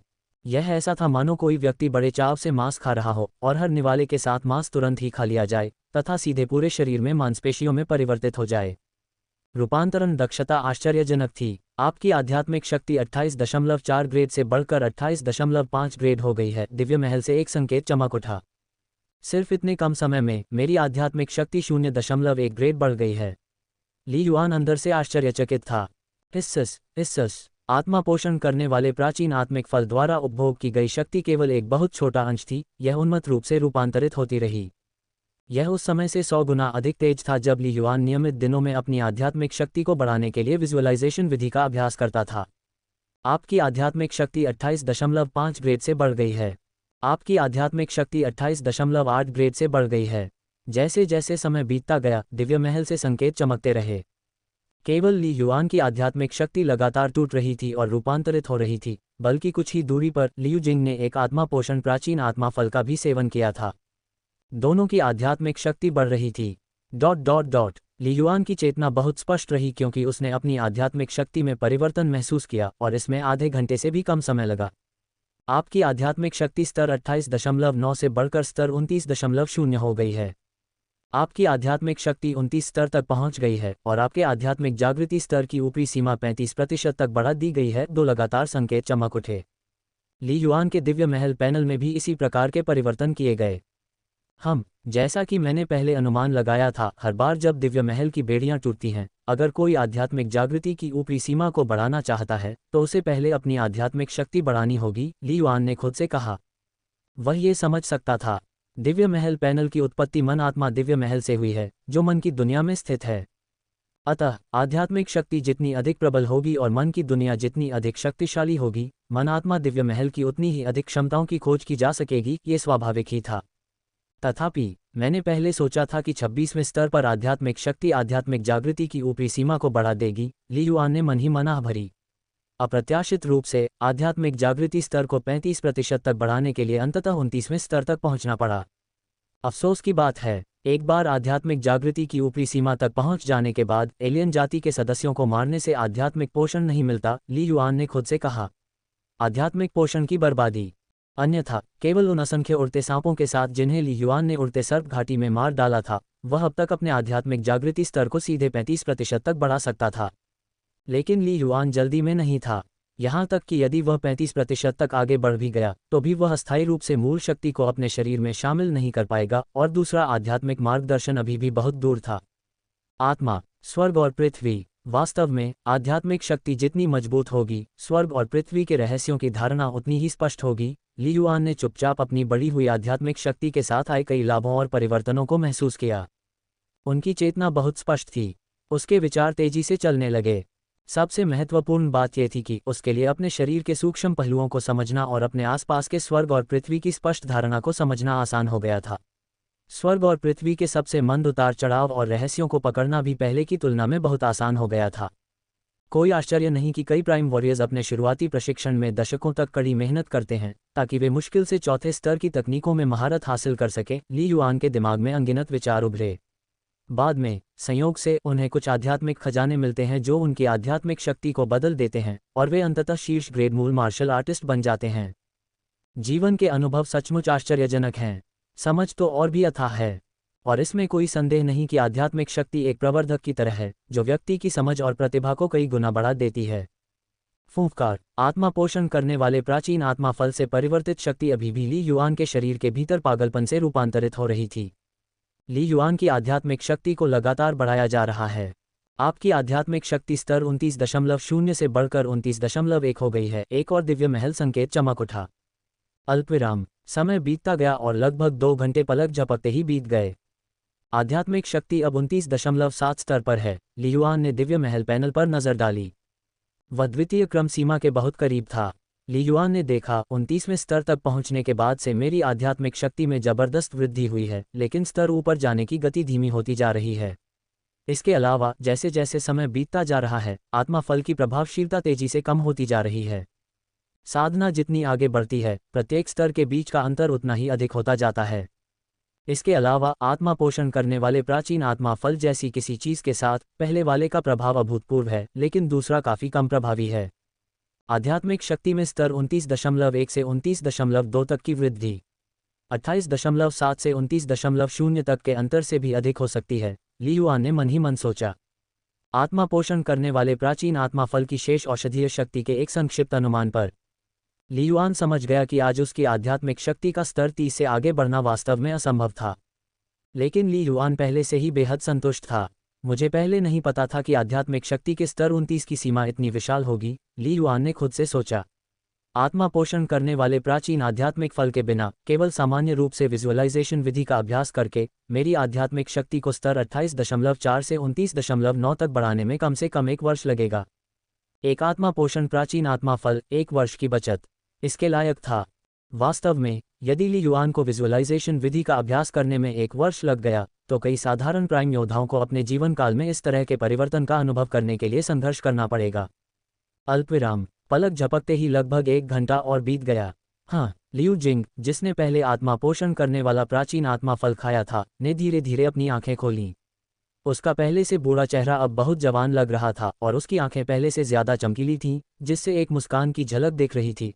आत्मा पोषण करने वाला प्राचीन आत्मा फल वास्तव में अपनी प्रतिष्ठा के अनुसार ही अच्छा है, और इसका प्रभाव डेटाबेस में दर्ज किए गए प्रभावों से भी ज्यादा मजबूत है। सिर्फ एक टुकड़ा। मेरी आध्यात्मिक शक्ति में 6 या 7 गुना वृद्धि हुई है। मुझे लगता है कि यह शीर्ष ग्रेड मूल मार्शल कलाकारों के बीच भी काफी सभ्य है, लियू जिंग ने गहराई से महसूस किया। उसने धीरे से अपनी आंखें बंद कर लीं। मन की हलचल से उसके पूरे शरीर को महसूस करने पर अनगिनत सूक्ष्म शक्तियां, जो पहले कमजोर आध्यात्मिक शक्ति के कारण कुछ अस्पष्ट लगती थीं और सूक्ष्मता को तोड़कर आ गई थीं, अब उसके शरीर के हर हिस्से में आसानी से महसूस की जा सकती थीं। प्रबल आध्यात्मिक शक्ति होने का यही लाभ है। 10 साल में 27वें स्तर तक पहुंचेंगे। अब मुझे 10 साल दीजिए और मुझे पूरी उम्मीद है कि मैं 28वें स्तर तक पहुंच जाऊंगा, लियू जिंग ने पिछले 2 दिनों पर विचार करते हुए दृढ़ संकल्प लिया। उसने मूल रूप से केवल ली युआन की रक्षा के लिए आने की योजना बनाई थी। और क्या हुआ? उसने पहले कई द्वितीय श्रेणी के उड़ने वाले सांपों के साथ एक बड़ी लड़ाई लड़ी, फिर मौत से भिड़ गया और तकनीक में एक सफलता प्राप्त की, और अंत में उसे एक आत्मा पोषण करने वाला प्राचीन आत्मा फल भी मिला। ये सचमुच एक बेहतरी की ओर कदम था। ली युआन, वह वास्तव में मेरा भाग्यशाली सितारा है। लियू जिंग ने अवचेतन रूप से ली युआन की ओर देखा। ली युआन के बारे में उनकी बहुत अच्छी धारणा थी। ली युआन की तकनीकें मजबूत हैं, लेकिन वह अभी भी प्रथम श्रेणी का जीवन है और उसकी आध्यात्मिक शक्ति शायद मेरी जितनी अच्छी नहीं है, लियू जिंग ने खुद से सोचा। इस आत्मा पोषण प्राचीन आत्मा फल के साथ उसकी आध्यात्मिक शक्ति शायद एक प्रमुख योद्धा के बराबर हो जाएगी। उसकी साधना गति भी बहुत बढ़ जाएगी। वह वास्तव में एक असाधारण प्रतिभा है। लियू जिंग ने चुपचाप अपनी सांस को नियंत्रित किया। अल्पविराम। जैसे ही लियू जिंग ने अपनी साधना पूरी की, आपकी आध्यात्मिक शक्ति स्तर 29.8 से बढ़कर 29.9 हो गई है। एक दिव्य महल संकेत चमक उठा। 3 घंटे की कठिन साधना के बाद ली युआन की आध्यात्मिक शक्ति ने अंततः 29.9 के स्तर तक पहुंचने में सफलता प्राप्त की। इस समय ली युआन स्पष्ट रूप से महसूस कर सकता था कि उसके शरीर में आत्मा पोषण करने वाले प्राचीन आत्मा फल का औषधीय प्रभाव लगभग पूरी तरह से समाप्त हो गया था। ऐसा लगता है कि आध्यात्मिक शक्ति के उड़ते स्वर्ग स्तर तक पहुंचने में अभी भी कुछ समय लगेगा, ली युआन ने मन ही मन सोचा। लेकिन बस उसी क्षण बूम, ली युआन के मन की दुनिया में माइंड स्पिरिट डिवाइन पैलेस के अंदर दहाड़ की एक श्रृंखला अचानक फट गई, जिससे उसके सिर में तुरंत तेज दर्द हुआ। दर्द असहनीय था। मन आत्मा दिव्य महल। ली युआन ने अपने मन की दुनिया में कुछ असामान्य बात नोटिस की। एक विचार के साथ ली युआन की चेतना मन आत्मा दिव्य महल की पहली परत पर पहुंच गई। अब संपूर्ण प्रथम परत ऐसी लग रही थी मानो दिन का प्रकाश हो। ली युआन की चेतना ने तुरंत उत्परिवर्तन के स्रोत का पता लगा लिया। यह महान सूर्य जेड प्लेटफॉर्म था। अतीत में यहाँ हमेशा शांति रहती थी। इसका उपयोग ली युआन द्वारा केवल तब किया गया जब वह विजुअलाइजेशन विधि का अभ्यास करना चाहता था। लेकिन जैसे ही ली युआन की आध्यात्मिक शक्ति द्वितीय क्रम सीमा तक पहुंची, उसे ऐसा लगा जैसे उसने कुछ महसूस किया हो और वह अंतहीन चमकदार प्रकाश में फूट पड़ा। ये प्रकाश मानो किसी अमूर्त शक्ति से चमक रहा था, जिससे संपूर्ण मन आत्मा दिव्य महल हिलने और कांपने लगा। क्या हो रहा है? ली युआन के दिल में झटका लगा। यह एक अभूतपूर्व परिवर्तन था। बिना किसी हिचकिचाहट के एक विचार के साथ ली युआन की शक्तिशाली बढ़ती आध्यात्मिक शक्ति ने माइंड स्पिरिट दिव्य पैलेस को स्थिर करने के लिए ग्रेट सन जेड प्लेटफॉर्म को दबाने का प्रयास किया। हालांकि जैसे ही ली युआन के विचारों ने ग्रेट सन जेड प्लेटफॉर्म को छुआ, बूम बूम बूम, ली युआन को बस अपनी आत्मा कांपती हुई महसूस हुई और आसपास का दृश्य तुरंत बदल गया। मन आत्मा दिव्य महल गायब हो गया था। उसने स्वयं को एक अंतहीन विशाल तारों वाले आकाश के बीच पाया और उससे कुछ ही दूरी पर वह अनंत उज्ज्वल और भयावह सूर्य अपनी रोशनी बिखेर रहा था। सूर्य का प्रकाश सामान्य से कई गुना अधिक तीव्र था। ये वह स्थान था जहां ली युआन सामान्य दिनों में महान सूर्य तारों वाले आकाश शास्त्र की साधना किया करते थे। यह इस सूर्य के कारण है। ली युआन को तुरंत एहसास हुआ कि यह सूर्य का अचानक विस्फोट था। महान सूर्य जेड प्लेटफॉर्म से होकर गुजरने वाली इसकी रोशनी ने पूरे माइंड स्पिरिट डिवाइन पैलेस को अस्थिर बना दिया था। और फिर इसका असर उसकी अपनी आंतरिक दुनिया पर पड़ा। पता चला कि ग्रेट सन जेड प्लेटफॉर्म के भीतर वाकई एक सूरज मौजूद है और यह महज कल्पना नहीं थी। इस खोज ने ली युआन को और भी ज्यादा चौंका दिया। मन आत्मा दिव्य महल अभी भी कितने रहस्य छुपा रहा है। सिजल सिजल, सूर्य की रोशनी में चिलचिलाती धूप की किरणें सीधे ली युआन की चेतना पर पड़ रही थीं और उसकी चेतना पर तीव्र दर्द की लहरें दौड़ रही थीं। यदि यह 1 साल पहले ली युआन होता, इस चिलचिलाती धूप में वह संभवतः 1 सेकंड भी नहीं टिक पाता, दर्द से बेहाल होकर बेहोश हो जाता। पर अब 30 स्तर की इच्छाशक्ति और 29.9 स्तर की आध्यात्मिक शक्ति के साथ ली युआन बिना किसी हिचकिचाहट के इस भयानक पीड़ा को आसानी से सहन कर सकता था। दमन, ली युआन को एक बोध हुआ जब उसने अंधेरे में महसूस किया कि महान सूर्य जेड प्लेटफॉर्म द्वारा उसे एक संदेश दिया जा रहा है। दबाओ। महान सूर्य के उतार चढ़ाव को केवल उसकी अपनी शक्ति से ही दबाया जा सकता था। यदि वह इसे दबा नहीं सका, तो इसके प्रकाश का निरंतर विस्फोट मन आत्मा दिव्य महल और ली युआन की आंतरिक दुनिया दोनों को घातक नुकसान पहुंचाएगा। इस समय ली युआन को यह बात समझ में आ गई कि माइंड स्पिरिट डिवाइन पैलेस पूरी तरह से एक सकारात्मक इकाई नहीं थी। ये दोधारी तलवार थी। इसमें कई छिपे हुए आकलन भी शामिल थे। ठीक उसी तरह जैसे जब मैं दूसरे स्तर पर चढ़ा था, अगर उस समय मेरे पास पर्याप्त इच्छाशक्ति या आध्यात्मिक शक्ति नहीं होती तो मैं ऊपर नहीं चढ़ पाता और मेरी ताकत इतनी तेजी से नहीं बढ़ती, ली युआन ने महसूस किया। आज मेरी आध्यात्मिक शक्ति 29.9 स्तरों तक पहुंचने के साथ मैं माइंड स्पिरिट डिवाइन पैलेस की किसी तरह की परिवर्तन सीमा तक भी पहुंच गया हूं। हालांकि ताज को धारण करने के लिए व्यक्ति को उसका भार सहना होगा। ली युआन ने समझा, माइंड स्पिरिट डिवाइन पैलेस के बदलावों के साथ पूरी तरह से तालमेल बिठाने के लिए मुझे इतना मजबूत होना चाहिए कि मैं इन सब पर नियंत्रण रख सकूं। अगर मैं इन बदलावों के साथ तालमेल नहीं बिठा पाया तो माइंड स्पिरिट डिवाइन पैलेस मेरे लिए हानिकारक हो सकता है। इस खोज से ली युआन के दिल में संकट की भावना पैदा हो गई। लेकिन इस समय उसके पास गहराई से सोचने का समय नहीं था। धमाका, दूर के तारों वाले आकाश में महान सूर्य और भी अधिक प्रज्वलित और असहनीय रूप से उज्ज्वल हो गया था। दबाओ। ली युआन ने अपनी चेतना को पूरी तरह से उन्मुक्त कर दिया, जैसे कोई लघु सूर्य शून्य में विशाल सूर्य को वश में करने का प्रयास कर रहा हो। ली युआन की आध्यात्मिक शक्ति इस महान सूर्य की तुलना में स्वाभाविक रूप से महत्वहीन, अगोचर लग रही थी। लेकिन अपनी आंतरिक दुनिया के स्वामी के रूप में उनकी आध्यात्मिक शक्ति की एक निश्चित विशेषता थी। शीघ्र ही इसने जलते हुए महान सूर्य को काफी हद तक शांत कर दिया और मन आत्मा दिव्य महल अब और नहीं कांप रहा था। लेकिन सिजल सिजल, प्रकाश की किरणें केवल कमजोर हुईं, लेकिन पूरी तरह से वापस नहीं आईं। ली युआन की चेतना पर प्रहार करती रहीं। भयानक दर्द ने उसकी चेतना को जकड़ लिया। दर्द, बहुत तेज दर्द। किसी भी सामान्य प्रधान योद्धा की चेतना कुछ ही समय में नष्ट हो जाती, लेकिन ली युआन अभी भी डटा हुआ था। हताश होकर पकड़े हुए, मुझे डटे रहना चाहिए, डटे रहना चाहिए, ली युआन ने मन ही मन खुद से कहा, जिसमें एक भयानक जुनून था। अंतहीन पीड़ा के बावजूद वह अभी भी विरोध करने के लिए संघर्ष कर रहा था। कमजोर लेकिन दृढ़ आध्यात्मिक शक्ति अंधेरे तारों वाले आकाश में फैल गई और धीरे धीरे महान सूर्य के विस्फोटक प्रकाश को शांत कर दिया। और जैसे जैसे महान सूर्य का प्रकाश कमजोर होता गया, ली युआन की चेतना के पीछे अंधेरे तारों वाले आकाश में ऐसा लग रहा था जैसे कि इसमें सितारों की छाया दिखाई दे रही हो। स्विश स्विश स्विश, ये तारे हल्की सी रोशनी बिखेरते हुए सूरज की चमक में दिखाई नहीं दे रहे थे। अब जब सूरज की चमक कम हो गई थी तो उनकी तारों की रोशनी भी स्पष्ट हो गई थी। वे ली युआन की चेतना पर बरस पड़े और उसकी आध्यात्मिक जागरूकता को पोषित किया। इस समय ऐसा लग रहा था जैसे अनगिनत पिछले दृश्य पुनः दोहराए जा रहे हों, केवल पहले की तुलना में 100 या 1000 गुना अधिक तेज गति से। इस समय जब ली युआन की चेतना यहाँ स्थित थी, उसकी आध्यात्मिक प्रगति सैकड़ों हजारों गुना बढ़ गई। चुपचाप, बूम, जैसे कि जीवन की किसी तरह की सीमा को तोड़ते हुए ली युआन ने महसूस किया कि उसकी आध्यात्मिक जागरूकता अचानक फट गई। आपकी आध्यात्मिक शक्ति 29.9 से बढ़कर 30.0 हो गई है। आपकी आध्यात्मिक शक्ति 30 के स्तर तक पहुंच गई है और आध्यात्मिक जागृति की सीमा 40% तक बढ़ गई है। 2 दिव्य महल संकेत क्रमिक रूप से चमक उठे। आध्यात्मिक शक्ति स्तर 30, आध्यात्मिक जागृति की सीमा 40% तक बढ़ गई। स्वर्ग स्तर की उड़ान, आध्यात्मिक शक्ति, क्या यह उड़ते स्वर्ग स्तर में प्रवेश कर गई है? ली युआन ने कुछ महसूस किया और तुरंत समझ गया कि उसकी आत्मा पूरी तरह से बदल गई है, एक बिल्कुल नए स्तर पर पहुंच गई है। आध्यात्मिक शक्ति स्तर 21 से 29.9 तक, यद्यपि इसमें दसियों गुना का अंतर था, ये सब केवल मात्रा का संचयन था। लेकिन स्तर 29.9 से 30 तक, यह एक गुणात्मक परिवर्तन था। यह आकाश और पृथ्वी के बीच का अंतर था। एम विला नोवेलबिन नेट ओ वेल बी इन डॉट सी ओम पर छिपी हुई कहानियां खोजें। आखिरकार मेरा एक पहलू उड़ते स्वर्ग स्तर तक पहुंच गया है। ली युआन ने मन ही मन सोचा। इसके अलावा आध्यात्मिक जागृति की सीमा 40% तक पहुंचने के साथ, एक बार जब मैं सीमा तक पहुंच जाऊंगा तो मैं फिर से अपने शरीर में मूल शक्ति खींच सकता हूं। मेरा अनुमान है कि एक बार जब मूल शक्ति पुनः मेरे शरीर में प्रवेश करेगी तो मैं एक प्रधान योद्धा बन जाऊंगा। ली युआन के दिमाग में एक पल में कई विचार कौंध गए और फिर वह और कुछ नहीं सोच सका। आध्यात्मिक शक्ति में उड़ते स्वर्ग स्तर तक पहुंचने से आए परिवर्तन को महसूस करने का कोई समय नहीं था। ली युआन का पूरा ध्यान अभी भी उसकी आंतरिक दुनिया पर केंद्रित था। वह अभी भी गर्वित सूर्य के प्रकोप को पूरी तरह से दबा रहा था। दृश्य अंतरिक्ष में अनगिनत तारों से निरंतर पोषण प्राप्त करना। धमाका, ली युआन की आध्यात्मिक शक्ति बदल गई। इसकी कुल मात्रा में कोई परिवर्तन नहीं हुआ था, लेकिन इसकी गुणवत्ता कई गुना बढ़ गई थी।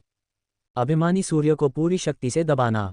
अल्पविराम, गुफा के अंदर लियू जिंग आराम से साधना कर रहा था। अचानक धमाका, ज्वार की लहर की तरह ली युआन को केंद्र में रखकर एक अदृश्य उतार चढ़ाव फूट पड़ा, जिससे सभी दिशाओं में एक भयानक दबाव फैल गया। आसपास की मिट्टी और धूल में कोई बदलाव नहीं आया। अगर कैमरे से रिकॉर्ड किया जाए तो कोई अंतर नहीं दिखेगा, लेकिन लियू जिंग को ऐसा महसूस हुआ जैसे उस पर बिजली गिर गई हो। उसका सिर थोड़ा घूम रहा था। ये दबाव एक बार की बात नहीं थी। इसके 2 सेकंड बाद ही एक और भयानक दबाव आया। लियू जिंग अधिक असहज हो गई। उसने कुछ राहत महसूस करने से पहले एक दबी हुई घुरघुराहट निकाली। ली युआन, क्या हो रहा है? लियू जिंग चौंक गई। वह प्रधान योद्धाओं में एक विशेषज्ञ माना जा सकता था और उसकी आध्यात्मिक शक्ति शीर्ष श्रेणी के प्रधान योद्धाओं के बराबर थी। उसने तुरंत ही स्थिति को समझ लिया। यह आध्यात्मिक दबाव था, ली युआन से आ रहा है। ऐसा अवश्य हुआ होगा कि ली युआन की आध्यात्मिक शक्ति अचानक नियंत्रण से बाहर हो गई थी, जिससे भयानक आध्यात्मिक दबाव उत्पन्न हो गया था। मेरी आध्यात्मिक शक्ति शीर्ष श्रेणी के प्रधान योद्धाओं के बराबर हो सकती है। लियू जिंग ने ली युआन को आश्चर्य से देखा, यहाँ तक कि उन शीर्ष श्रेणी के प्रधान योद्धाओं के लिए भी जिन्होंने आध्यात्मिक गुप्त तकनीकों की साधना की है। मेरी आत्मा को अस्थिर करने की कोशिश करना मुश्किल होगा। एक पल में मेरा ध्यान भटक जाना तो दूर की बात है, हालांकि यह सिर्फ एक पल के लिए था, फिर भी यह अकल्पनीय है। ली युआन ने यह कैसे प्रबंधित किया? एक शक्तिशाली योद्धा को अपना ध्यान भटकाना बहुत कठिन है। इसके परिणाम भी बहुत गंभीर हैं। आपको पता होना चाहिए, जब शक्तिशाली योद्धा मौत से लड़ते हैं तो जीवन और मृत्यु अधर में लटके रहते हैं, और यदि एक पक्ष अचानक आध्यात्मिक उत्पीड़न का शिकार हो जाता है और अपना ध्यान खो देता है, भले ही वे अगले ही पल ठीक हो जाएं, वह 1 सेकंड का अंतर ही जीवन और मृत्यु के बीच की रेखा है। धमाका, ली युआन से उत्पन्न आध्यात्मिक दबाव एक बार फिर बड़े पैमाने पर और भारी रूप से फैल गया। इससे लियू जिंग और भी असहज हो गया, लेकिन थोड़ा सा अनुकूलन करने के बाद उसने फिर से अपना ध्यान नहीं खोया। हालांकि कारण जानने के बाद लियू जिंग ने अब और संकोच नहीं किया। वूश, लियू जिंग खड़ा हुआ, जल्दी से गुफा से बाहर निकला और तेजी से पहाड़ की चोटी पर चढ़ गया। गुफा से दसियों मीटर दूर जाने के बाद ही लियू जिंग को महसूस हुआ कि आध्यात्मिक दबाव अब उस पर असर नहीं कर रहा है। इतनी मजबूत आध्यात्मिक शक्ति है ना? लियू जिंग पहाड़ की दीवार पर एक उभरे हुए पत्थर पर खड़ी थी, गुफा की ओर देख रही थी। वह अवर्णनीय सदमे से भरी हुई थी। अकस्मात उसके मन में एक विचार उभरा, क्या ये हो सकता है कि ली युआन की आध्यात्मिक शक्ति उड़ते स्वर्ग स्तर तक पहुंच गई है? उसे इस बात पर विश्वास करना कठिन लगा। एक युवा योद्धा जिसकी शारीरिक गुणवत्ता अभी भी द्वितीय श्रेणी से कुछ कम है तथा जिसकी आध्यात्मिक शक्ति उड़ते स्वर्ग स्तर तक पहुंच गई है। लेकिन फिर उसे याद आया कि दूसरी पार्टी ली युआन थी। अब मैं समझा, यह आत्मा पोषण करने वाले प्राचीन आत्मा फल की शक्ति नहीं है, यहाँ तक कि उनमें से दो भी प्रथम श्रेणी के योद्धा की आध्यात्मिक शक्ति को सीधे उड़ान स्वर्ग स्तर तक नहीं बढ़ा सकते। लियू जिन के दिमाग में कई विचार भरे हुए थे, ये ली युआन खुद है। इससे पहले उनकी आध्यात्मिक शक्ति संभवतः शीर्ष श्रेणी के प्रधान योद्धाओं के बराबर थी, शायद द्वितीय क्रम सीमा पर भी। यही कारण है कि सिर्फ एक आत्मा पोषण करने वाले प्राचीन आत्मा फल के साथ वह अपनी बेड़ियों से मुक्त हो सकता है। लियू जिन का मानना था कि उसने सच्चाई का विश्लेषण किया था, लेकिन वह और भी ज्यादा हैरान था। कोई आश्चर्य नहीं कि तकनीकों पर उसकी महारत इतनी उल्लेखनीय है। वह पहले राक्षस था, इतनी कम उम्र में स्वर्ग और मनुष्य की एकता प्राप्त कर ली। अब जब उसकी आध्यात्मिक शक्ति पुनः रूपांतरित हो गई है तो तकनीक में उसकी प्रगति शायद और भी अधिक भयावह होगी। 5वां चरण, स्वर्ग और मनुष्य की एकता। 6ठा चरण, स्वर्ग और पृथ्वी का पौराणिक सच्चा इरादा। लियू जिंग ने मन ही मन सोचा, क्या ये हो सकता है कि जिया देश यू जिंगहे से भी अधिक राक्षसी एक सर्वोच्च प्रतिभा को जन्म देने वाला है। इस पल लियू जिंग को केवल यू जिंगहे और जिया देश के इतिहास के दो सबसे शक्तिशाली प्रतिभाशाली लोगों डोंगफेंग जी और फोंग हाई के बारे में ही याद आ रहा था।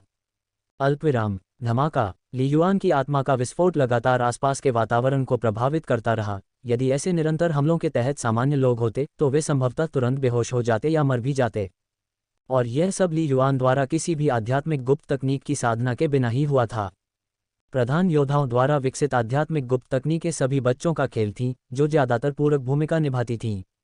लेकिन शक्तिशाली आध्यात्मिक शक्ति वाले उड़ते हुए स्वर्ग योद्धा, जिन्होंने आध्यात्मिक गुप्त तकनीकों का विकास किया था, वास्तव में घातक शक्ति रखते थे, जिनमें से कुछ चरम तकनीकें तो प्रधान योद्धाओं की आंतरिक दुनिया को सीधे नष्ट करने में भी सक्षम थीं। यह उड़ते स्वर्ग स्तर का आतंक है, चाहे वह भौतिक हो या आध्यात्मिक, तकनीक के संदर्भ में हो या यहाँ तक कि इच्छाशक्ति के संदर्भ में हो। जब तक कि कोई भी एक पहलू उड़ते हुए स्वर्ग के स्तर तक नहीं पहुँच जाता, यह एक गुणात्मक परिवर्तन होगा। जब उड़ते स्वर्ग स्तर से नीचे के साधकों का सामना करना पड़ता है तो उन्हें परास्त करना बहुत आसान होता है। उदाहरण के लिए, इच्छाशक्ति के साथ ली युआन, जो कि आरंभ में ही 30वें स्तर पर पहुंच गया था, आसानी से सभी प्रकार के दर्द और पीड़ा को सहन कर सकता था, किसी भी युद्ध की स्थिति में पूर्ण धैर्य बनाए रख सकता था। समय बीत गया, केवल 10 मिनट से अधिक समय के बाद ही ली युआन से निकलने वाला आध्यात्मिक दबाव पूरी तरह से समाप्त हो गया। चले गए, लियू जिंग ने मन ही मन सोचा। वह आश्चर्यचकित और अनिश्चित दोनों महसूस कर रहा था, फिर भी उसने दोबारा गुफा में प्रवेश करने की हिम्मत नहीं की और इसके बजाय बाहर इंतजार करने लगा। यदि पहले वह अवचेतन रूप से ली युआन को जूनियर मानता था, फिर इस क्षण से वह वास्तव में ली युआन को एक सहकर्मी, उसी स्तर का एक मजबूत योद्धा मानने लगा। उनका तो ये भी मानना था कि ली युआन की ताकत जल्द ही उनसे भी अधिक हो जाएगी। ... गुफा के अंदर ली युआन ने धीरे से अपनी आंखें खोलीं। उसकी पुतलियां गहरी थीं। हालांकि वे पहले जैसी ही लग रही थीं, लेकिन अंदर से एक बुनियादी अंतर था। अनुभूति। ली युआन की आध्यात्मिक शक्ति बाहर की ओर फैली हुई थी, वह आसानी से सब कुछ महसूस कर सकती थी। दर्जनों मीटर के दायरे में जमीन का हर इंच, धूल और गंदगी, घास और चट्टानें, छोटे उड़ने वाले कीड़े, सब कुछ उसकी अनुभूति के दायरे में थे, और यह उनकी अतीत की धारणा से मौलिक रूप से भिन्न था। ये वही है जिसे मार्शल हॉल के डेटा अभिलेखागार में दिव्य भावना के रूप में वर्णित किया गया है, ली युआन ने महसूस किया।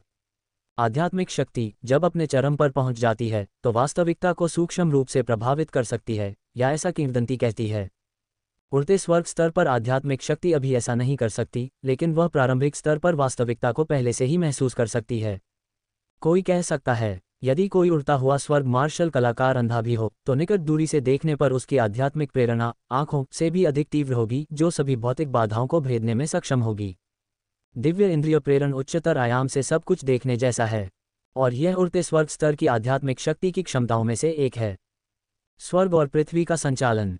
प्रकृति का रहस्य। ली युआन ने इसे महसूस किया, और यदि अतीत में स्वर्ग और पृथ्वी के रहस्यों के बारे में उनके मन की धारणा बहुत स्पष्ट थी, अपने मन को संसार के साथ एकाकार करने तथा स्वर्ग और मनुष्य की एकता के स्तर तक पहुंचने के लिए उसे अपनी भला तकनीक का अभ्यास करना पड़ता था या लंबे समय तक ध्यान लगाना पड़ता था।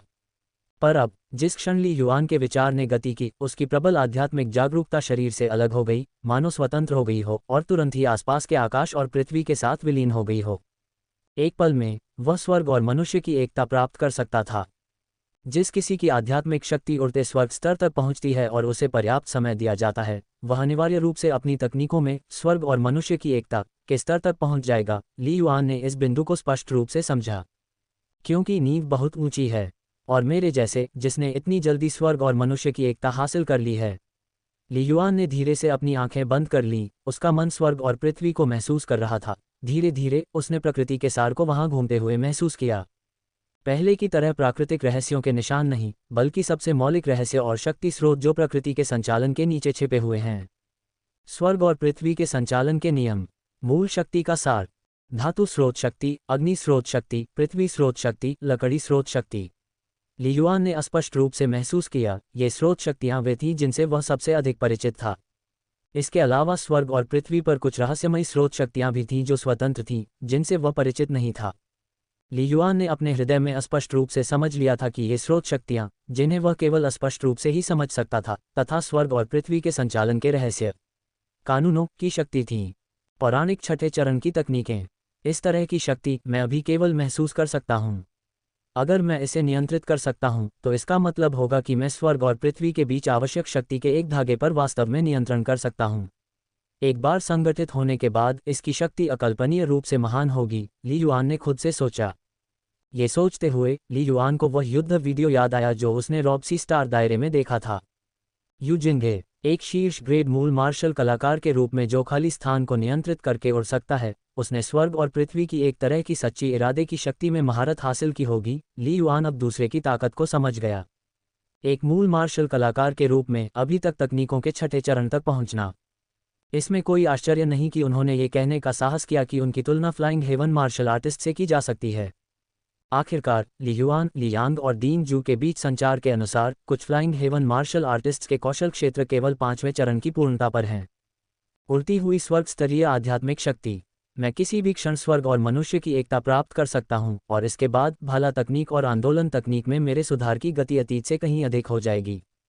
मेरे शारीरिक सुधार की गति भी अतीत से कहीं अधिक होगी। ली युआन की आंखों में चमक चमक उठी। यह अनुमान लगाया जा सकता था कि उनकी विकास दर एक बार फिर बहुत बढ़ जाएगी। ये बात ध्यान में रखते हुए ली युआन ने दिव्य महल का पैनल खोलने की ओर अपना ध्यान केंद्रित किया। जीवन स्तर 19.2 प्रथम रैंक। मुट्ठी की ताकत 54,400 किलोग्राम। गति 103.8 मीटर प्रति सेकंड। आध्यात्मिक शक्ति स्तर 30.2। इच्छा शक्ति स्तर 31। आध्यात्मिक जागृति स्तर 30%, वर्तमान सीमा 40%। स्टार मेरिडियन स्तर 10। कौशल क्षेत्र भाला तकनीक 5वां चरण 10%, आंदोलन तकनीक 5वां चरण 11%, मुट्ठी तकनीक पूर्णता। ... मेरी आध्यात्मिक शक्ति में वृद्धि ने मेरे जीवन स्तर को 0.1 तक बढ़ा दिया। ली युआन ने हल्की मुस्कान प्रकट की, यहाँ तक कि भाला तकनीक और आंदोलन तकनीक में भी थोड़े समय में 3% सुधार हुआ। तुम्हें पता होना चाहिए, यद्यपि फ्लाइंग सरपेंट वैली में जीवन मरण की लड़ाई ने ली युआन को बहुत प्रभावित किया, फिर भी उसके पास इसे ठीक से संक्षेप में प्रस्तुत करने और समझने का समय नहीं था। लेकिन आध्यात्मिक शक्ति में सफलता, प्रकृति के संचालन के रहस्यों का ज्ञान ने उनकी तकनीक में बहुत सुधार ला दिया था, और उन्हें इसका एहसास भी नहीं हुआ था। नींव सुधारने का यही लाभ है। आध्यात्मिक जागृति की सीमा भी 40% तक पहुंच गई। ली युआन ने एक झलक देखी। यह अफसोस की बात है कि मिंगक्सू स्टार दायरे के भीतर मैं सुधार जारी रखने की हिम्मत नहीं कर सकता। मिंगक्सू स्टार क्षेत्र एक प्रथम स्तर का स्टार क्षेत्र है, और एक बार जब किसी का जीवन स्तर 20 तक पहुंच जाता है तो वे स्टार क्षेत्र के प्रवेश और निकास से आगे नहीं जा सकते। ली युआन द्वारा तीसरी बार अपने शरीर में मूल शक्ति के प्रवेश का अनुभव करने के आधार पर, एक बार जब मैं अपने आध्यात्मिक जागृति स्तर को 40% तक बढ़ा लूंगा और अपने शरीर में मूल शक्ति के प्रवेश की चौथी घटना आरंभ करूंगा, तो मुझे डर है कि मेरा जीवन स्तर 21 या उससे भी अधिक हो जाएगा। ली युआन ने खुद से सोचा, तब मैं अपना पूरा जीवन केवल मिंगक्सू स्टार दायरे में ही बिता सकता हूं। अन्य प्रथम श्रेणी के मार्शल आर्टिस्टों को एक बार 19.9 तक पहुंचने के बाद अपनी तकनीकों या अपर्याप्त आध्यात्मिक शक्ति के कारण 20वें स्तर तक पहुंचने में कठिनाई हो सकती है। लेकिन ली युआन, उसकी आध्यात्मिक शक्ति और तकनीकें बहुत समय पहले ही पर्याप्त थीं, और एक बार जब उसका जीवन स्तर प्रथम क्रम सीमा तक पहुंच जाता तो वह तेजी से आगे बढ़ जाता। मिंगक्सू स्टार दायरे में पूरा जीवन बिताना ली युआन की यह इच्छा नहीं थी। यही कारण था कि ली युआन लियू जिंग की बहुत प्रशंसा करता था, क्योंकि ऐसे जंगल में स्वेच्छा से रहने के लिए दृढ़ संकल्प और इच्छा शक्ति होनी चाहिए। इसके अतिरिक्त ली युआन अवचेतन रूप से यह मानता था कि भविष्य में उसे और भी बड़ी उपलब्धियां हासिल करनी हैं और वह 7 स्टार एलायंस के लिए अधिक महत्वपूर्ण भूमिका निभा सकता है। भविष्य में यदि मिंगक्सू स्टार क्षेत्र का प्रवेश द्वार विस्तृत हो जाता है और ये द्वितीय स्तर का स्टार क्षेत्र बन जाता है, तो शायद यह वरिष्ठ भाई लियू जिंग और अन्य लोगों को घर लौटने की अनुमति दे सकता है। ली युआन के दिमाग में अचानक एक विचार आया। स्टार दायरे का स्तर स्थिर नहीं है। प्रथम स्तर के स्टार दायरे से द्वितीय स्तर के स्टार दायरे तक विस्तार काफी सामान्य है, ठीक जिया देश के क्षेत्र में रॉब सी स्टार क्षेत्र की तरह, जो लगातार युद्ध में रहा है। ली युआन को पता था कि रॉब सी स्टार दायरे का प्रवेश क्षेत्र लगातार अस्थिर होता जा रहा था, जो ब्लू स्टार पर दूसरे तीसरे स्तर के स्टार दायरे में बदलने की प्रवृत्ति दिखा रहा था। और यही कारण था कि जिया देश साल भर वहां भारी सैन्य उपस्थिति रखता था। हालांकि मैं इसे 40% तक बढ़ाने की हिम्मत नहीं कर सकता, लेकिन आने वाले समय में मुझे एलियन रेस के अधिक सदस्यों को मारने के अवसर तलाशने चाहिए और अपने आध्यात्मिक जागृति स्तर को लगभग 37% तक बढ़ाने का प्रयास करना चाहिए, ली युआन ने खुद से सोचा। इसे 39% तक न बढ़ाने का कारण ये था कि उन्हें कुछ छूट छोड़नी थी, किसी भी अप्रत्याशित दुर्घटना से बचने के लिए। इसके अतिरिक्त, एक विचार के साथ, मेरा मन स्वर्ग और पृथ्वी के साथ विलीन हो सकता है, मेरे शरीर को पोषण देने के लिए दुनिया की शक्तियों को आकर्षित कर सकता है, जो सभी स्वर्ग के सितारों की मेरी साधना की दक्षता को बहुत बढ़ा देगा। मूल शक्ति के मेरे शरीर में प्रवेश किए बिना भी कम से कम 1 महीना या सबसे अधिक 2 महीने मेरी शारीरिक गुणवत्ता को 19.9 तक बढ़ाने के लिए पर्याप्त होंगे। ली युआन की आंखें चमक उठीं। ऐसा लग रहा था जैसे सुधार की गति पहले जैसी ही है, लेकिन आपको ये जानना चाहिए कि 15.0 से 16.0 तक मुट्ठी की ताकत में मानक अंतर 6000 किलोग्राम है। तथापि 19.0 से 19.9 तक मुट्ठी की ताकत में मानक अंतर 20,000 किलोग्राम है। जैसे जैसे व्यक्ति अपने जीवन स्तर में आगे बढ़ता है, अंतर तेजी से बढ़ता जाता है। वरिष्ठ भाई जिन जैसे प्रतिभाशाली व्यक्ति को, जिनके पास साधना के लिए सर्वोत्तम बाह्य परिस्थितियां थीं, प्रधान योद्धा बनने में कनिष्ठ वर्ष तक का समय लग गया। यही कारण है कि ली युआन ने धीरे से अपनी आंखें बंद की। दूसरों के लिए साधना ऊपर की ओर चढ़ने जैसा है, जितना आगे आप जाते हैं उतने ही धीमे होते जाते हैं, लेकिन मेरे लिए यह नीचे की ओर उतरने जैसा है और तेजी से आगे बढ़ता जा रहा है। हम एक ही विचार के साथ, ली युआन की अत्यंत शक्तिशाली आध्यात्मिक शक्ति ने उसके पूरे शरीर को महसूस किया और वह एक विशाल और असीम स्थान पर पहुंच गया, जहां अंतहीन तारों वाले आकाश में प्रकाश के कुछ बिंदु थे। वह था लाइफ स्टार अंतरिक्ष। आध्यात्मिक मार्गदर्शन के साथ मैंने पहली परफेक्ट स्टार नस को जागृत किया। ली युआन की आत्मा फैल गई, उसका दिल पूरी तरह से शांत हो गया, विशाल और अनंत जीवन सितारा स्थान को महसूस करते हुए। लेकिन एक फ्लाइंग हेवन स्तर बनने के लिए कम से कम 3 स्टार मेरिडियन को जागृत किया जाना चाहिए। आध्यात्मिक शक्ति के स्तर 30 पर होने पर आध्यात्मिक जागृति स्तर की ऊपरी सीमा 40% तक बढ़ सकती है। उस सीमा को 50% तक बढ़ाने के लिए मेरी आध्यात्मिक शक्ति कितनी अधिक होनी चाहिए? दूसरा आध्यात्मिक मार्गदर्शन अभी बहुत दूर है और कम से कम अल्पावधि के लिए ये प्राप्त करने योग्य नहीं है। ली युआन इस बिंदु के बारे में स्पष्ट था। मुझे अपना स्वयं का कानून बनाना होगा। ली युआन की आध्यात्मिक शक्ति अनगिनत विचारों में बदल गई, एक के बाद एक आध्यात्मिक छाप से गुजरते हुए पहले से ही पूरी तरह से जागृत स्टार मेरिडियन को तुरंत महसूस किया। इसके बाद चलिए आगे बढ़ते हैं। ली युआन के आध्यात्मिक विचार विशाल और अंधेरे जीवन सितारा अंतरिक्ष के माध्यम से आगे बढ़े, अंधेरे में छिपे सितारों की खोज जारी रखते हुए, बिना पैटर्न या विधि के खोज नहीं। ली युआन ने 7 उच्च स्तरीय साधना विधियों के बारे में पढ़ा था और अपने पूर्ववर्तियों की अनेक अग्रणी विधियों का भी संदर्भ लिया था। सामान्य जीवन सितारों को खोजने के लिए कई तरकीबें हैं और कई जीवन सितारों के बीच सूक्ष्म संबंध हैं। पहले स्टार मेरिडियन को जागृत करना सबसे कठिन है। हमारे साथ सितारा मानव सभ्यता के इतिहास में कानून बनाने वाले कई पूर्ववर्ती पहले चरण में ही गिर गए। ली युआन ने मन ही मन सोचा, लेकिन एक बार एक सितारा मध्याह्न जागृत हो जाने पर कठिनाई काफी कम हो जाती है। पिछले आध्यात्मिक मार्गदर्शन से ली युआन को वास्तव में बहुत मदद मिली। उनके आध्यात्मिक विचार विशाल तारों वाले आकाश में फैल गए, स्थानिक दूरियों की अनदेखी करते हुए धीरे धीरे प्रत्येक अंधकार में तारे के अस्तित्व का एहसास होने लगा। यह एक लाइफ स्टार है, ये होना चाहिए, यह एक मृत सितारा है, ये हो सकता है। ली युआन के आध्यात्मिक विचार बेतहाशा फैल गए। अपने पूर्ववर्तियों के अनुभव, प्रथम परफेक्ट स्टार वेन के मार्गदर्शन और अतीत की तुलना में 10 गुना अधिक सहायता के साथ ली युआन ने आसानी से लाइफ स्टार स्पेस के भीतर लाइफ स्टॉर्स की उपस्थिति को नोटिस किया। सामान्य कानून निर्माताओं की तुलना में 100 गुना से भी अधिक आसान। जैसे जैसे समय बीतता गया, ली युआन एक के बाद एक जीवन तारे पर आध्यात्मिक निशान अंकित करता रहा। यह एक मजबूत नींव का परिणाम था। उन्नत तकनीक, प्रबल आध्यात्मिक शक्ति तथा जीवन तारा अंतरिक्ष में सैकड़ों से हजारों गुना अधिक प्रबल धारणा। सफलतापूर्वक कानून बनाने की संभावना लगभग सुनिश्चित थी। बिल्कुल, सभी जीवन तारे सक्रिय नहीं हैं, कई तो सतह पर मृत तारों से लगभग अप्रभेद्य प्रतीत होते हैं। ली युआन ने सावधानीपूर्वक उन पर ध्यान देना छोड़ दिया। लेकिन अचानक ली युआन की आत्मा हिंसक रूप से हिल गई। उसके बाद उसके आध्यात्मिक विचारों के एक धागे के नष्ट होने की अनुभूति हुई। इससे उसका शरीर कांपने लगा। एक संवेदन गलती, वह तारा वास्तव में एक मृत तारा था। ली युआन असहाय होकर अधिक सतर्क हो गया। ली युआन की अपार आध्यात्मिक शक्ति वाले व्यक्ति के लिए कभी कभी गलत का आभास होना कोई बड़ी हानि नहीं थी। थोड़े समय के आराम के बाद वह ठीक हो सका, लेकिन लगातार गलतियां होने पर इसका मतलब होगा कि प्रक्रिया रुक जाएगी। यदि आध्यात्मिक मार्गदर्शन होता तो मेरी स्पष्टता और अनुभूति की सीमा 1000 गुना से भी अधिक मजबूत होती। ली युआन ने मन ही मन सोचा, अनगिनत अप्रबुद्ध जीवन सितारे मेरी अनुभूति के भीतर होते, बिना एक भी त्रुटि के। वह जितना अधिक शक्तिशाली होता गया, उतना ही अधिक ली युआन को मन आत्मा दिव्य महल की असीम शक्ति और भय का एहसास हुआ। ऐसी क्षमताएं थीं। पूरे 1 घंटे बाद इस बार मैंने वास्तव में 7000 से अधिक जीवन सितारों को सीधे प्रकाशित किया। ली युआन ने एक मुस्कान का संकेत प्रकट किया। इससे पहले कई बार साधना करने के बाद मैं केवल 1000 से अधिक जीवन सितारों को जागृत कर पाया था।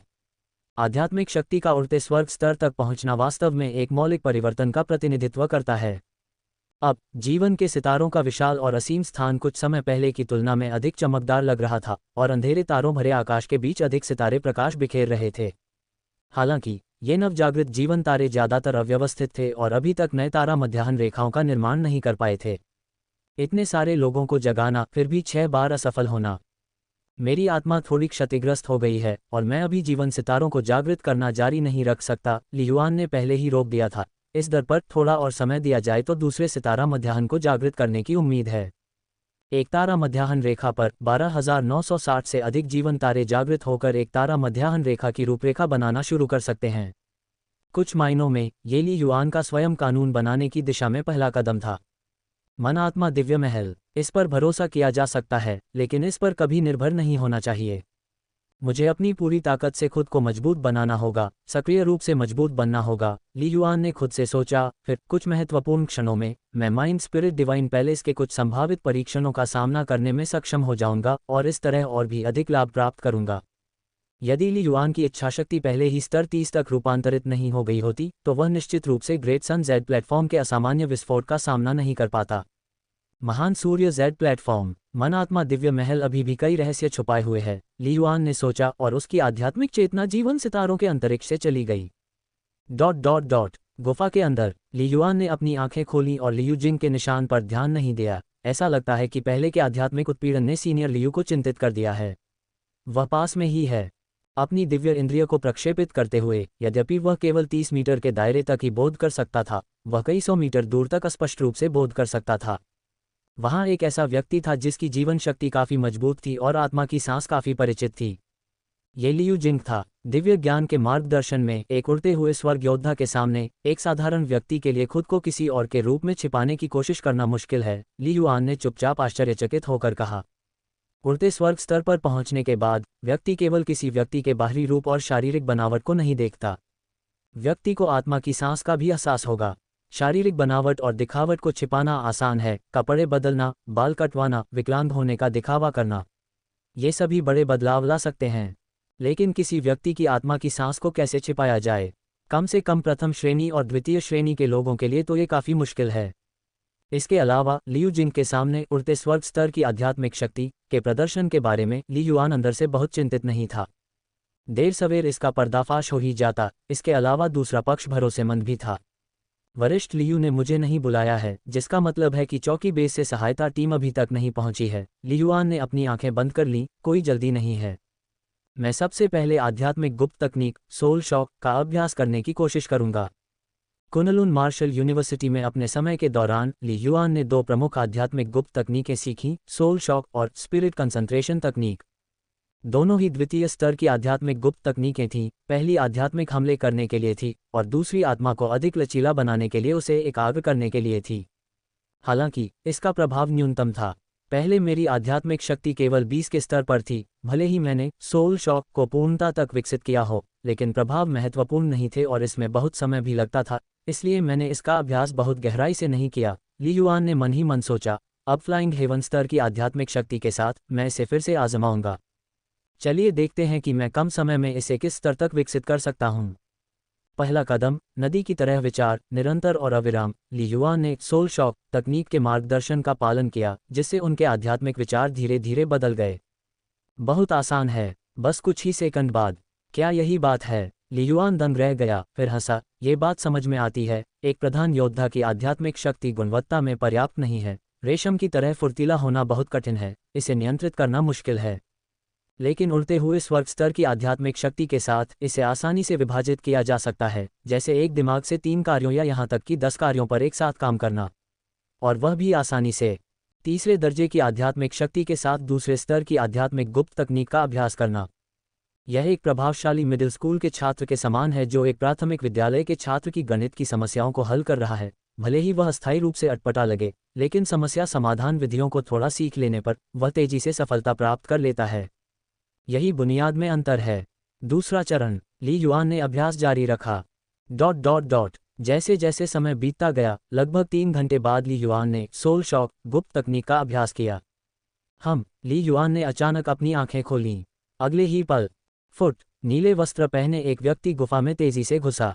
वरिष्ठ ली युआन ने मुस्कुराकर अभिवादन किया। MVL1 योजक चिन्ह novelbin.net के माध्यम से जुड़े रहें। क्या आपको अभी भी साधना जारी रखने की आवश्यकता है? बेस से एक और प्रधान योद्धा आने वाला है, लियू जिंग ने पूछा। यह आवश्यक नहीं है, ली युआन मुस्कुराया। यदि वरिष्ठ के पास कोई योजना है तो आप उन्हें लागू कर सकते हैं। मैं किसी भी समय लड़ाई में शामिल होने के लिए तैयार हूँ। खेती जारी रखें। पिछले 2 घंटों में ली युआन ने सीधे सोल शॉक आध्यात्मिक गुप्त तकनीक को पूर्णता स्तर तक पहुंचा दिया था। उन्होंने 1 घंटे तक महान सूर्य तारों वाले आकाश के अवलोकन का भी अभ्यास किया, जिससे उनकी थकान पूरी तरह समाप्त हो गई। ये कहा जा सकता है कि ली युआन की समग्र शक्ति एक नए शिखर पर पहुंच गई थी। अल्पावधि में इसमें और अधिक सुधार नहीं हो सकता। यह अच्छी बात है। लियू जिंग ने थोड़ा सिर हिलाया और खुद को पूछे बिना नहीं रह सका, ली युआन, क्या आपकी आध्यात्मिक शक्ति वास्तव में उड़ते स्वर्ग के स्तर तक पहुंच गई है? वह सचमुच जिज्ञासु था। वरिष्ठ को ये पहले ही महसूस कर लेना चाहिए था, ली युआन ने मुस्कुराते हुए जवाब दिया।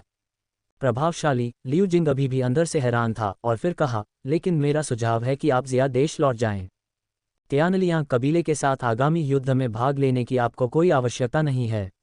ली युआन दंग रह गया।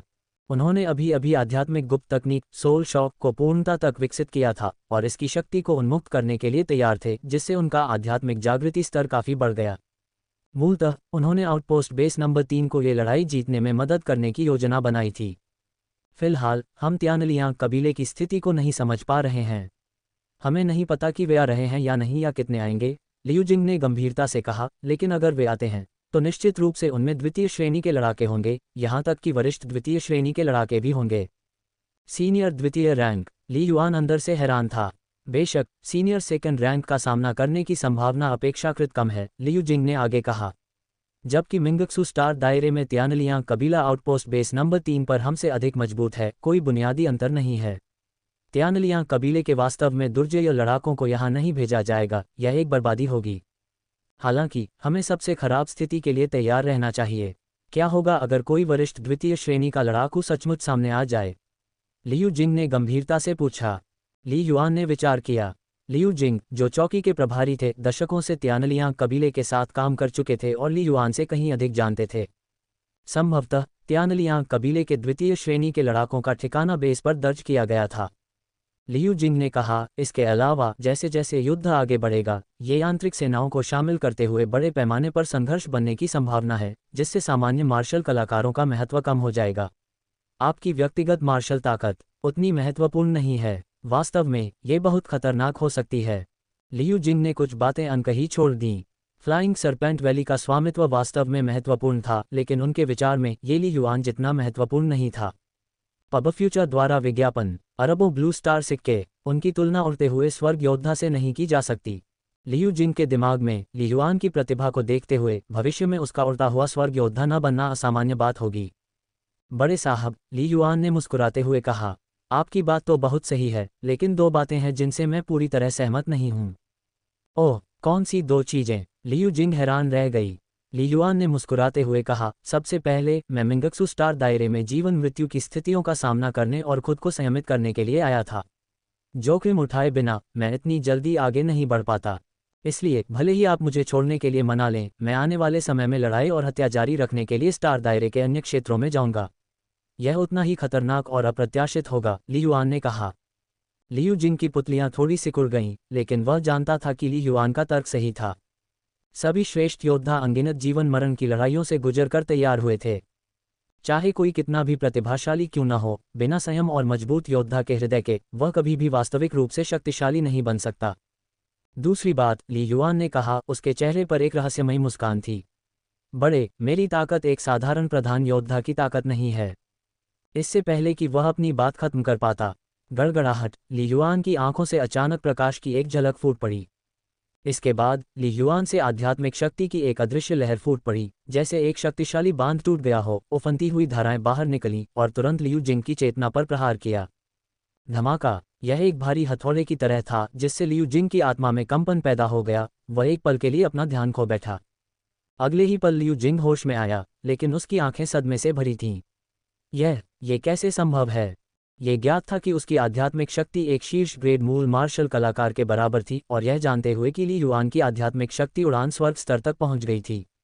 अवचेतन रूप से वह ली युआन के आध्यात्मिक सदमे हमले के खिलाफ रक्षा करेगा। तार्किक रूप से उस पर इसका कोई असर नहीं पड़ना चाहिए था। फिर भी अपनी सुरक्षा के बावजूद भी उन्हें चोट लगी। तुम्हारा आध्यात्मिक आघात पहले से इतना अधिक कैसे हो गया है? लियू जिंग ने पूछे बिना नहीं रह सका। मैं पिछले 2 घंटों से आध्यात्मिक गुप्त तकनीक सोल शॉक का अभ्यास कर रहा हूँ। इसमें थोड़ा सुधार हुआ है, ली युआन ने मुस्कुराते हुए उत्तर दिया। इसे छिपाने की कोई जरूरत नहीं थी। स्पिरिट कंसंट्रेशन और सोल शॉक जैसी आत्मा एकाग्रता तकनीकें लगभग सार्वजनिक रूप से ज्ञात थीं, और कई मार्शल कलाकारों ने उन्हें विकसित करने की कोशिश की, हालांकि उनमें से अधिकांश बहुत प्रभावी नहीं थीं। अद्भुत, लियू जिंग ने मन ही मन सोचा। वह बहुत प्रभावित हुआ। वह समझ गया कि ली युआन का क्या मतलब था। एक साधारण प्रथम चरण मार्शल पद के प्रतिभाशाली व्यक्ति के लिए शक्तिशाली मार्शल कलाकारों के संघर्ष में शामिल होना मुश्किल होगा। लेकिन ली युआन अलग था। उड़ते स्वर्ग स्तर की आध्यात्मिक शक्ति के साथ एक बार जब उसने आध्यात्मिक गुप्त तकनीक का उपयोग किया, तो वह वरिष्ठ प्रधान योद्धाओं या यहाँ तक कि शीर्ष ग्रेड मूल मार्शल कलाकारों को प्रभावित कर सकता था, जिससे वे एक पल के लिए अपना ध्यान खो सकते थे। संभवतः ये केवल 0.1 सेकंड या उससे भी कम था। पब फ्यूचर द्वारा विज्ञापन। लेकिन उस क्षण, एक महत्वपूर्ण क्षण में, ये स्थिति को उलट सकता है। बड़े, क्या मैं अब युद्ध में शामिल होने के योग्य हूँ? ली युआन ने चेहरे पर मुस्कान के साथ पूछा। लियू जिंग एक पल के लिए चुप हो गए, फिर आह भरते हुए बोले, अगर मैं ये कहता रहूं कि आप योग्य नहीं हैं, तो यह आत्मधोखे के अलावा और कुछ नहीं होगा। लेकिन मुझे पहले 2 बातें स्पष्ट कर देनी चाहिए। सबसे पहले, अगर तुम्हें कोई ऐसा खतरा नजर आए जिसे रोका न जा सके और मैं तुम्हें भागने का आदेश दूं, तो तुम्हें भाग जाना चाहिए, लियू जिंग ने कहा। दूसरा, जब मैकेनिकल लीजन आ जाए तो तुम्हें भाग जाना चाहिए। सेनाओं के बीच लड़ाई में तुम्हारे लिए खुद को संयमित करने की कोई गुंजाइश नहीं है। ठीक है, ली युआन ने सिर हिलाया। आखिरकार यह उस पर निर्भर था कि वह कब रुकना चाहता है या कब जाना चाहता है। कौन उसे वास्तव में बांध सकता था? ... ली युआन और लियू जिंग मौके पर धैर्यपूर्वक इंतजार कर रहे थे। कुछ ही देर बाद स्वूश, दूर नदी से एक बैंगनी रंग की आकृति काफी तेजी से चमकती हुई आई, जिसे ली युआन ने दूर से ही देख लिया।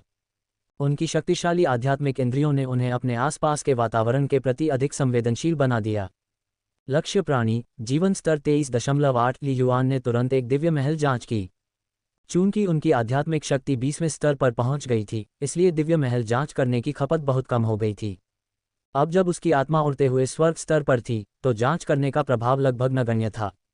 मियाओ वेई। कुछ ही क्षणों बाद लियू जिंग ने आवाज लगाई। उसकी आवाज पूरे क्षेत्र में गूंज उठी। यहाँ पर।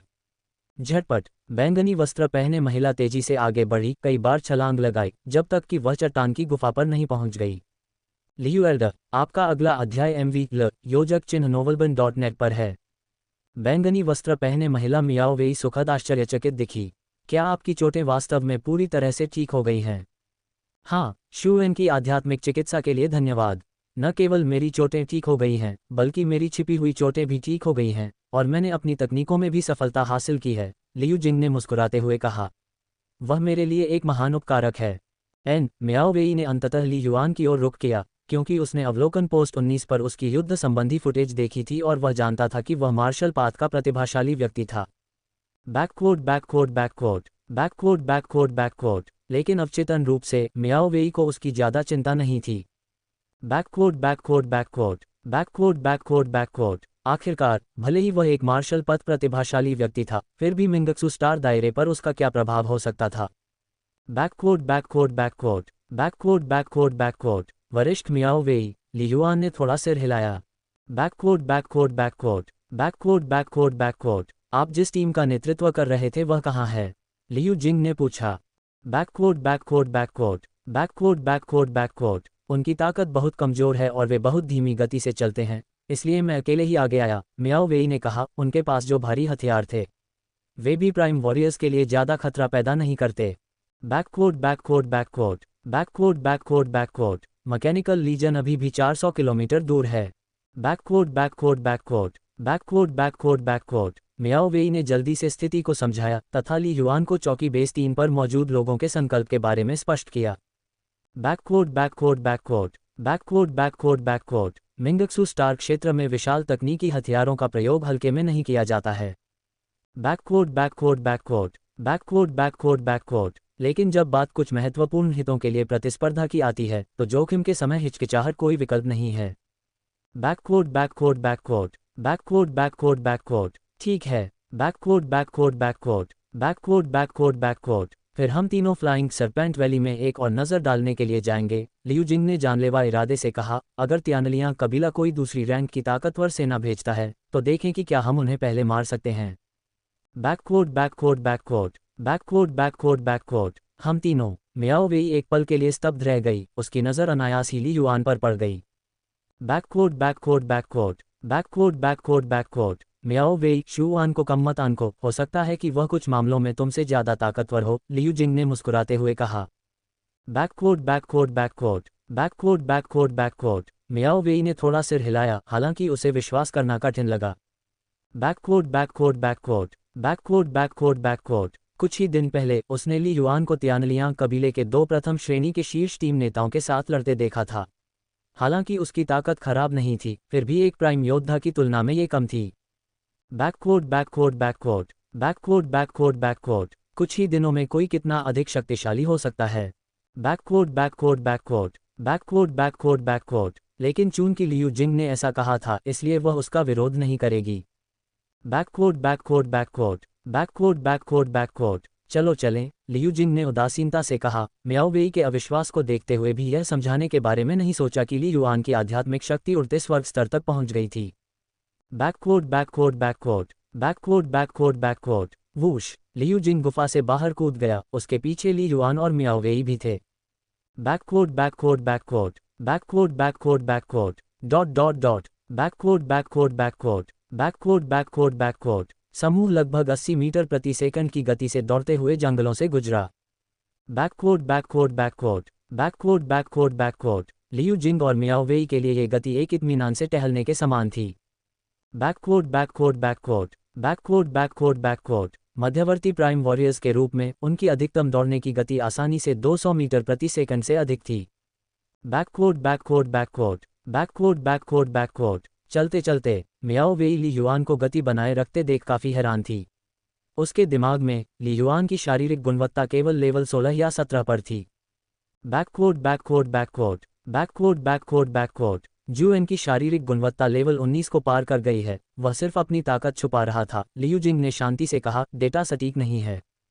बैककोट बैककोट बैककोट बैककोट बैककोट बैककोट। समझ गया। मियाओ वेई ने सिर हिलाया और मन ही मन सोचा, स्तर 19 एक मूल पावर बैटल सूट और बेहतर भाला तकनीक के साथ मिलकर वास्तव में एक स्तर 20 प्रधान योद्धा से मेल खा सकता है। ऐसा लगता है कि लियू जिंग उसे और अधिक शांत करना चाहती है। बैककोट बैककोट बैककोट बैककोट बैककोट बैककोट। खैर, इतनी ताकत के साथ वह कोई बेकार का बोझ नहीं है, वह शायद किसी काम का हो। मियाओ वेई ने सोचा कि उसने लियू जिंग के इरादों को समझ लिया है। बैककोट बैककोट बैककोट बैककोट बैककोट बैककोट। हुश हुश हुश। बैककोट बैककोट बैककोट बैककोट बैककोट बैककोट। तीनों तेजी से आगे बढ़े और फ्लाइंग सरपेंट वैली के करीब पहुंच गए। बैककोट बैककोट बैककोट बैककोट बैककोट बैककोट डॉट डॉट डॉट बैककोट बैककोट बैककोट बैककोट बैककोट बैककोट 40 मिनट बाद बैककोट बैककोट बैककोट बैककोट बैककोट बैककोट फ्लाइंग सरपेंट घाटी में उस चट्टान के ऊपर पहाड़ी रिज पर जहां लियू जिंग ने फ्लाइंग सरपेंट से लड़ाई की थी। बैककोट बैककोट बैककोट बैककोट बैककोट बैककोट एक ऊंचे चौड़े कंधों वाला आदमी डेलगाडो और खून से लथपथ भयावह दिखने वाला युवक जूशु चुपचाप ध्यान कर रहे थे और आराम कर रहे थे। बैककोट बैककोट बैककोट MVL योजक चिन्ह novelbun.net पर कहानियों का अनुभव लें। बैककोट बैककोट बैककोट उनसे थोड़ी ही दूरी पर लंबा और दुबला पतला मोली एक उपकरण से खेल रहा था, उसे इधर उधर हिला रहा था, ऐसा लग रहा था कि वह किसी प्रकार की निगरानी कर रहा है। बैककोट बैककोट बैककोट बैककोट बैककोट बैककोट इतना समय बीत गया है और 7 सितारों में से एक भी व्यक्ति दिखाई नहीं दिया है। जूशु ने अपनी आंखें खोली और भौहें सिकुड़ते हुए कहा, क्या वे डर गए हैं? बैककोट बैककोट बैककोट बैककोट बैककोट बैककोट शायद पिछली लड़ाई में उन्हें भारी क्षति हुई होगी। डेलगाडो ने उदासीनता से उत्तर दिया, हमारे लिए यही बेहतर है कि वे न आएं। क्या आपके अधीन लोग अभी तक तितर बितर हो गए हैं? बैककोट बैककोट बैककोट बैककोट बैककोट बैककोट हाँ, जूशु ने सिर हिलाया। बैककोट बैककोट बैककोट बैककोट बैककोट बैककोट प्रारंभ में वे तीनों निगरानी ड्यूटी पर फैले हुए थे, लेकिन जूशु के नेतृत्व में लगभग 200 तियानलियांग कबीले के योद्धाओं के आने के बाद वे एक स्थान पर पुनः एकत्रित हो गए। बैककोट बैककोट बैककोट बैककोट बैककोट बैककोट अचानक बैककोट बैककोट बैककोट बैककोट बैककोट बैककोट हम डेलगाडो की आंखें खुल गईं और उसका शरीर आसमान में उछल गया। एक पल में वह दर्जनों मीटर उड़ गया और चिल्लाया, कौन है वहां? बैककोट बैककोट बैककोट बैककोट बैककोट बैककोट फुट फुट बैककोट बैककोट बैककोट बैककोट बैककोट बैककोट जूशु और मोली केवल आधा कदम पीछे थे। एक ने अपने भले को पकड़ने के लिए अपने हाथ में रखा उपकरण गिरा दिया, जिससे उसके युद्ध परिधान ने तुरंत उसके शरीर को ढक लिया। बैककोट बैककोट बैककोट बैककोट बैककोट बैककोट दूसरा भी इसी तरह हवा में उछला और उसने अपनी पीठ से कॉम्बैट सेबर निकाल लिया। बैककोट बैककोट बैककोट बैककोट बैककोट बैककोट स्टार दायरे में जहां हमेशा सतर्क रहना चाहिए, वे एक क्षण की सूचना पर अपनी पूरी शक्ति का प्रयोग करने के लिए तैयार थे। बैककोट बैककोट बैककोट बैककोट बैककोट बैककोट हाँ, डेलगाडो, बहुत दिनों बाद मिले। तुम्हारा पहरा अब भी उतना ही ऊंचा है जितना पहले था। जंगल के भीतर से एक जोरदार हंसी गूंजी। बैककोट बैककोट बैककोट बैककोट बैककोट बैककोट फुट फुट बैककोट बैककोट बैककोट बैककोट बैककोट बैककोट जंगल की गहराई से 3 आकृतियां चमकती हुई निकली, मानो 3 प्रेत हों। उनकी भयानक गति से हवा में गड़गड़ाहट और हलचल मच गई। अनगिनत पत्तियां और शाखाएं हवा में लहराने लगीं। बैककोट बैककोट बैककोट बैककोट बैककोट बैककोट 6 व्यक्ति। बैककोट बैककोट बैककोट बैककोट बैककोट बैककोट 3 के विरुद्ध 3 जंगल में लगभग 100 मीटर की दूरी पर खड़े हैं। बैककोट बैककोट बैककोट बैककोट बैककोट बैककोट डेलगाडो ने लियू जिंग पर एक भयंकर नजर जमाए और दांत पीसते हुए 2 शब्द बोले, लियू जिंग। बैककोट बैककोट बैककोट बैककोट बैककोट बैककोट स्पष्ट रूप से बैककोट बैककोट बैककोट बैककोट बैककोट बैककोट अपनी निकटता के कारण सेवन स्टॉज और तियानलियांग सभ्यताओं के आधार पिछले दशकों में एक दूसरे के प्रमुख व्यक्तियों के बारे में अच्छी तरह से परिचित हो गए थे।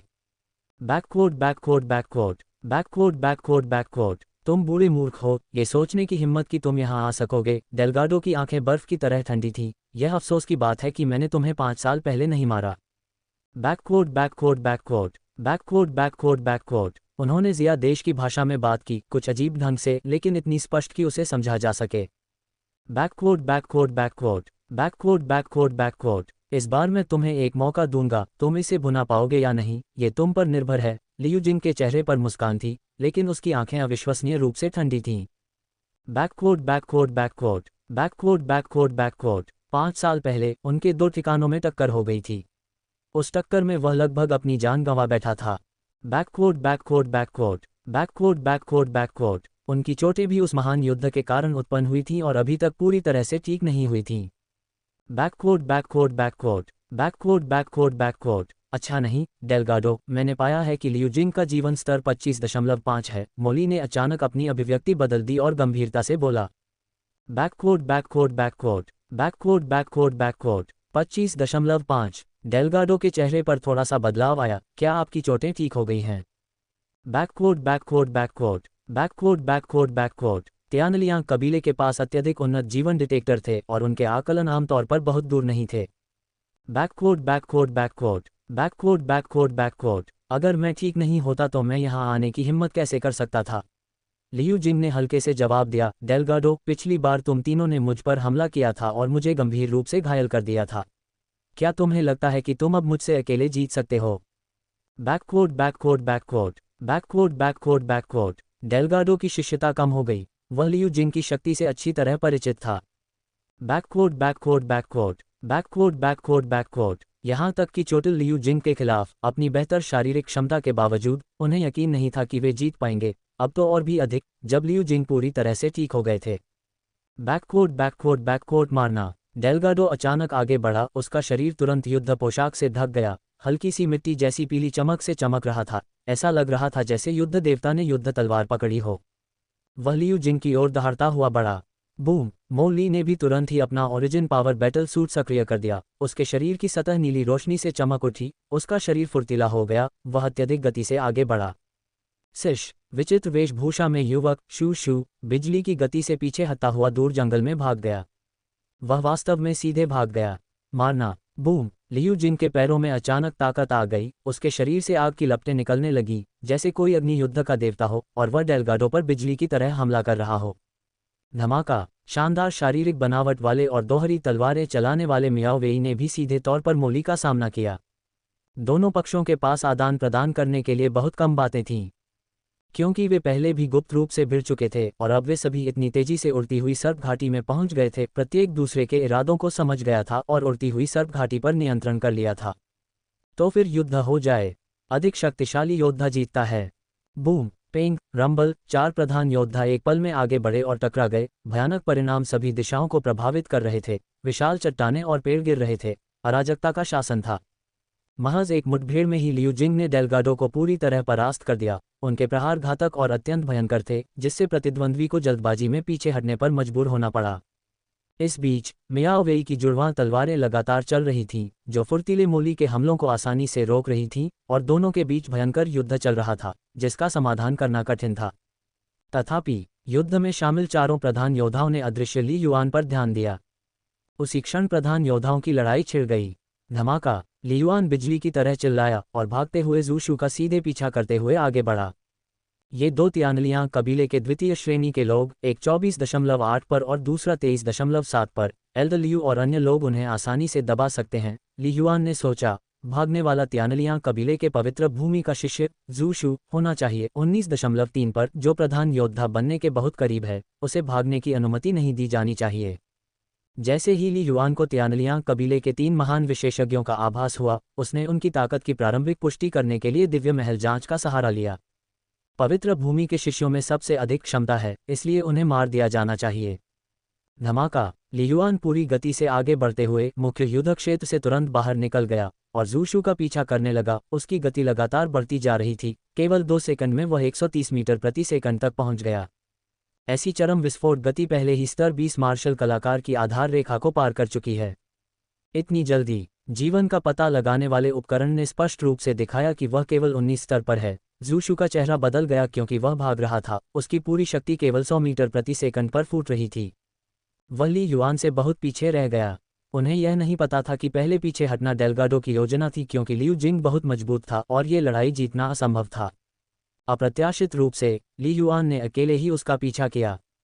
मात्र 5 सेकंड में, जब वे सैकड़ों मीटर दूर भागे, ली युआन ने जू शू को पकड़ लिया। स्विश! लंबा भाला एक ड्रैगन की तरह, एक उल्का की तरह आगे बढ़ा और बुरी तरह से जू शू पर वार किया। भाड़ में जाओ! जू शू का जोश पूरी तरह से फूट पड़ा। उसने अपनी लड़ाकू तलवार को बेतहाशा घुमाया और ली युआन पर भयंकर प्रहार करने के लिए मुड़ा। तियानलियांग कबीले के पवित्र शिष्य के रूप में मन की सूक्ष्मता को बमुश्किल प्राप्त करते हुए उनकी शक्ति जबरदस्त थी। MVL योजक चिन्ह novelbin.net पर अधिक जानकारी प्राप्त करें। स्विश! लड़ाकू कृपाण चिल्लाया। उस क्षण NOVELBeakjan.com। मर जाओ! ली युआन की आंखें थोड़ी सिकुड़ गईं। एक भयानक आध्यात्मिक उतार चढ़ाव एक साथ फूट पड़ा, लुढ़क कर जू शू को कुचल दिया। पूर्णता स्तर पर आध्यात्मिक गुप्त तकनीक सोल शॉक प्रस्फुटित हुई। धमाका! जू शू का दिमाग एक पल में खाली हो गया, उसका मस्तिष्क खाली हो गया, उसका हाथ लड़ाकू कृपाण को पकड़ने में लगभग विफल हो गया। पफट! जैसे ही वे एक दूसरे के पास से गुजरे, एक भाले की चमक अचानक सामने आए और ज़ू शू की गर्दन पर जा लगी। सिर उड़ गया, खून फव्वारे की तरह बह निकला। एक ही मुठभेड़ में तियानलियांग कबीले के पवित्र शिष्य, मन के एक सूक्ष्म गुरु ज़ू शू की मृत्यु हो गई। एक पवित्र भूमि शिष्य, एक मार्शल पद प्रतिभा। ली युआन की निगाहें बर्फ की तरह ठंडी थीं। उसने फिर से जोर लगाया, तुरंत सिरहीन लाश को फाड़ दिया, बहुत कमजोर। Backward backward backward. एक ही भाले के वार से ज़ू शू की मौत हो गई। क्या वह 7 सितारा मानव मार्शल कलाकार केवल 19 स्तर का नहीं है? डेल्गाडो और मोली, जो अभी भी सैकड़ों मीटर दूर भयंकर युद्ध में लगे हुए थे, चौंक गए। वे दोनों ज़ू शू की ताकत से अच्छी तरह परिचित थे, जो सिद्धांत रूप में स्तर 20 या 21 के प्रतिद्वंद्वियों के खिलाफ कुछ समय तक टिकने में सक्षम होना चाहिए था। फिर भी जब उसका सामना उसी स्तर के प्रतिद्वंद्वी से हुआ तो वह एक ही मुठभेड़ में मारा गया। नहीं, स्पष्ट रूप से कहें तो यह एक त्वरित हत्या थी। इसका मतलब यह था कि दोनों के बीच ताकत का अंतर अकल्पनीय रूप से बड़ा था। क्या ये हो सकता है कि लेवल 19 7 स्टार मानव मार्शल कलाकार 7 स्टार सभ्यता में शीर्ष सुपर प्रतिभाशाली लोगों में से एक है? NOWELL-BE-IN.C ओम। ज़ू शू मर चुका है। हम मुसीबत में हैं। डेल्गाडो और मोली बेहद उत्तेजित थे, इसलिए नहीं कि उन्हें लगा कि ली युआन उन्हें धमका सकता है, लेकिन क्योंकि ज़ू शू मर चुका था। स्तर 19 पर मन के सूक्ष्म आह्वान में सक्षम, वह तियानलियांग कबीले के 3 पवित्र स्थानों में मुख्य शिष्य नहीं था, लेकिन फिर भी उसे एक शक्तिशाली प्रतिभा माना जाता था और भविष्य में उसके लिए शीर्ष ग्रेड मूल मार्शल कलाकार बनना लगभग सरल होता। लेकिन अब वह मर चुका था, और उनके संरक्षण में ये कहा जा सकता है कि भले ही वे दोनों बच गए और वापस लौट आए, फिर भी उन्हें तियानलियांग कबीले के उच्च वर्ग द्वारा दंडित किया जाएगा। यही कारण था कि युद्ध शुरू होते ही उन्होंने ज़ू शू को पहले अवसर पर भागने पर मजबूर कर दिया। जुएन, क्या वह इतना शक्तिशाली है? मियाओ वेई भी डेल्गाडो और मोली की तरह ही हैरान था। वह ज़ू शू की सामान्य जानकारी के बारे में जानती थी और उसने अनुमान लगाया कि भागते हुए रक्त वस्त्रधारी व्यक्ति तियानलियांग कबीले के पवित्र स्थान से आया हुआ शिष्य होगा। परिणामस्वरूप ली युआन ने एक ही वार में उसे मार डाला। उसने ये कैसे किया? मियाओ वेई के दिमाग में एक विचार कौन था, जब उसे अचानक याद आया कि लियू जिंग ने फ्लाइंग सरपेंट वैली जाते समय क्या कहा था, कुछ मामलों में जुएन तुमसे कम नहीं है। उस समय तो उसे इस बात पर यकीन नहीं हुआ, लेकिन अब वह पूरी तरह से आश्वस्त हो चुकी थी। आध्यात्मिक सदमा, है न? लियू जिंग उन सभी में सबसे अधिक शांत था। वह सिर्फ डेल्गाडो को दबा रहा था, अभी तक अपनी असली ताकत का उपयोग नहीं कर रहा था। वह ली युआन द्वारा ज़ू शू को एक ही वार में मार गिराने से कम आश्चर्यचकित था। उसकी तकनीक खराब नहीं है, हालांकि वह केवल 19.3 स्तर पर है, लेकिन उसने जो शक्ति और गति दिखाई वह एक स्तर 20 मार्शल कलाकार के करीब थी, और वह सूक्ष्मता तक पहुंच गया होगा। ली युआन ने लाश पर नजर डालते हुए अपना भला वापस खींच लिया। अपने गुरु शू बो की शिक्षाओं का पालन करते हुए उन्होंने सीधे ही इसे खंडित कर दिया। दुर्भाग्यवश उसकी आध्यात्मिक शक्ति बहुत साधारण है, संभवतः केवल 20 या 21 स्तर की। यदि आपके पास ओरिजिनल पावर बैटल सूट होता तो शायद आप कुछ और वार झेल सकते थे, ली युआन ने मन ही मन सोचा। ओरिजिन पावर बैटल सूट के साथ जीवन शक्ति 10 गुना बढ़ गई। कोई युद्ध पोशाक नहीं। यदि ली युआन ने आध्यात्मिक आघात का उपयोग नहीं किया होता तो एक सामान्य लड़ाई में ज़ू शू कम से कम दर्जनों चालों का सामना कर सकता था। आखिरकार उनकी ताकत और गति तुलनीय थी। हालांकि जब ज़ू शू को ली युआन की सोल शॉक गुप्त तकनीक द्वारा तुरंत वश में कर लिया गया और उसके शरीर की रक्षा के लिए युद्ध सूट नहीं था, तो जीवन और मृत्यु का फैसला एक पल में हो गया। आखिरकार लियू जिंग, जिसकी आध्यात्मिक शक्ति एक शीर्ष श्रेणी के मूल मार्शल कलाकार के बराबर थी, वह भी ली युआन के आध्यात्मिक झटके से कुछ समय के लिए स्तब्ध रह गया। ज़ू शू के बारे में और क्या कहना है? ये धीमी गति लग सकती है, लेकिन वास्तव में ली युआन के पास शरीर की खोज करने का समय भी नहीं था। ज़ू शू की लाश को फाड़ने के अगले ही सेकंड बाद धमाका, बैकवर्ड। ली युआन अचानक पलटा और 4 महान प्रधान योद्धाओं की ओर बलपूर्वक वापस बढ़ा, जो अभी भी भयंकर युद्ध में लगे हुए थे। ली युआन और लियू जिंग ने पहले ही जो योजना बना ली थी, उसके अनुसार लियू जिंग सभी दुश्मनों को मारने के लिए तभी पूर्ण आक्रमण शुरू करेगी जब ली युआन आध्यात्मिक गुप्त तकनीक सोल शॉक का उपयोग बहुत करीब से करेगा। लेकिन इसके बाद जो हुआ वह ली युआन की उम्मीद से परे था। जैसे ही वह मुख्य युद्ध क्षेत्र की ओर बढ़ा, डेल्गाडो और मोली ने भी अचानक अपनी ताकत लगा दी और लियू जिंग और मियाओ वेई को पीछे धकेलने के लिए अपनी पूरी ताकत से उस पर हमला करने का प्रयास किया। मुझे मारने की कोशिश कर रहे हो? ली युआन तुरंत विरोधियों के इरादों को समझ गया और पीछे हटने के बजाय वह आगे बढ़ गया। वह फिर भी सीधे उनकी ओर बढ़ा। यहीं रुको, लियू जिंग चिल्लाया। डेल्गाडो को ली युआन पर आक्रमण करने की कोशिश करते देख वह भी चौंक गया और उसकी मन की सूक्ष्मता पूरी तरह से प्रस्फुटित हो गई। उसकी तलवार की रोशनी लगातार प्रवाहित होने लगी तथा गति और शक्ति दोनों ही एक पल में बढ़ गईं। उन्होंने डेल्गाडो को रोका, जो भागने की कोशिश कर रहा था।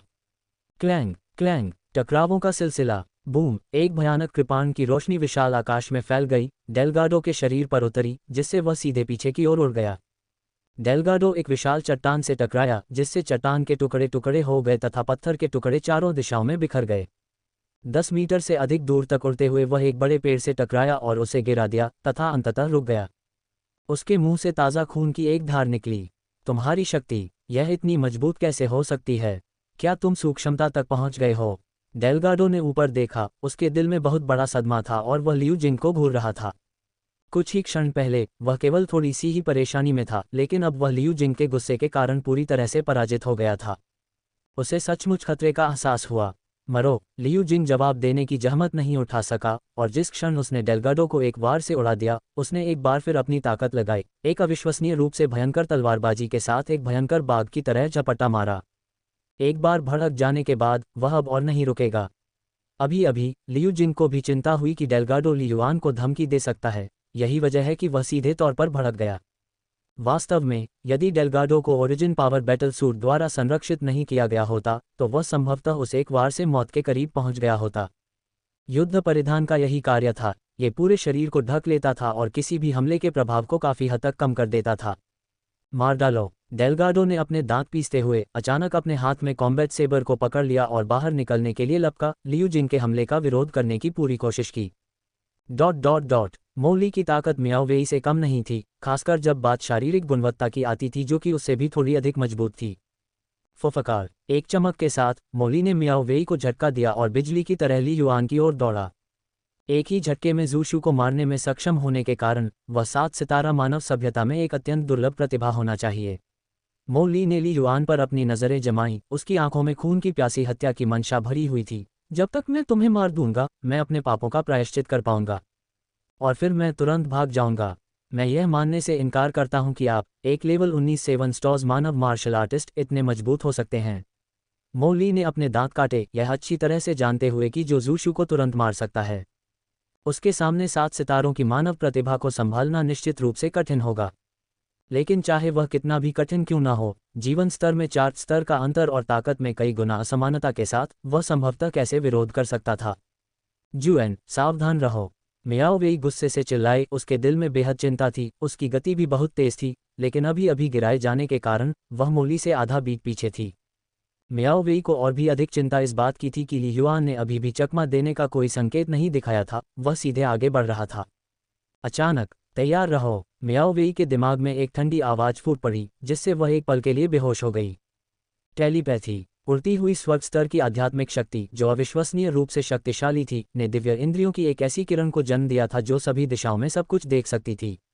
निकट सीमा पर एक मजबूत प्रतिद्वंद्वी के साथ आध्यात्मिक आदान प्रदान करना संभव था। बैकवर्ड। हालांकि अब केवल ली युआन ही मियाओ वेई के साथ दूरसंचार द्वारा संवाद कर रहा था, जो प्रतिक्रिया नहीं दे पा रहा था। कुछ शीर्ष श्रेणी के मूल मार्शल कलाकारों की तरह वे भी दूरसंवेदन के माध्यम से संवाद कर सकते थे। टेलीपैथिक संचार का लाभ पहला यह है कि इसमें गोपनीयता होती है, और दूसरा ये कि इसमें स्थानिक दूरी की परवाह नहीं की जाती, जिससे समय पर आदान प्रदान और अनुस्मारक संभव हो जाते हैं। आखिरकार, जब शीर्ष श्रेणी के मूल मार्शल कलाकार चरम युद्ध में उतरते हैं तो उनकी गति लगभग ध्वनि की गति के बराबर होती है, और बहुत कम लोग ध्वनि की गति को भी पार कर पाते हैं। मौखिक संचार संभव ही नहीं है। धमाका, ली युआन और मोली दोनों की गति भयानक थी, उनके पैरों से भयानक शक्ति निकल रही थी, जिससे उनके रास्ते में चट्टानों और मिट्टी के अनगिनत टुकड़े उछल रहे थे, जिनमें से किसी का भी उन पर कोई प्रभाव नहीं पड़ा। 700 मीटर की दूरी पर वे 3 सेकंड से भी कम समय में आमने सामने टकराने वाले थे।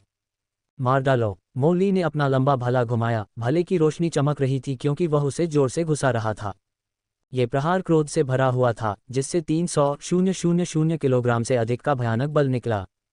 24वें स्तर के ओरिजिन मार्शल आर्टिस्ट की मानक मुट्ठी की ताकत 300,000 किलोग्राम होती है। आत्मिक आघात, ली युआन की आंखें डराने वाली थीं, एक शक्तिशाली आध्यात्मिक उतार चढ़ाव सीधे फूट पड़ा, अपने रास्ते में आने वाली हर चीज को लुढ़काकर कुचल दिया। मोली तेज था, लेकिन ली युआन का आध्यात्मिक हमला उससे भी तेज था। मोली के प्रतिक्रिया करने से पहले ही उसने हमला कर दिया। धमाका! मोली को लगा जैसे उसके सिर पर किसी भारी हथौड़े से प्रहार किया गया हो। उसकी चेतना दहाड़ने लगी और फटने लगी, लगभग उसकी लड़ाकू कृपाण पर पकड़ छूटने लगी। बारीकी से अनुसरण कर रहा हूँ।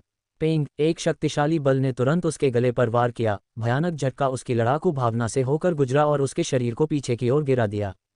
ड्रिलिंग के दर्द ने मोली को तुरंत होश में ला दिया। वह हवा में लुढ़क गया, उसकी आंखें भय से भर गईं। वह पहले ही ली युआन से मिल चुका था।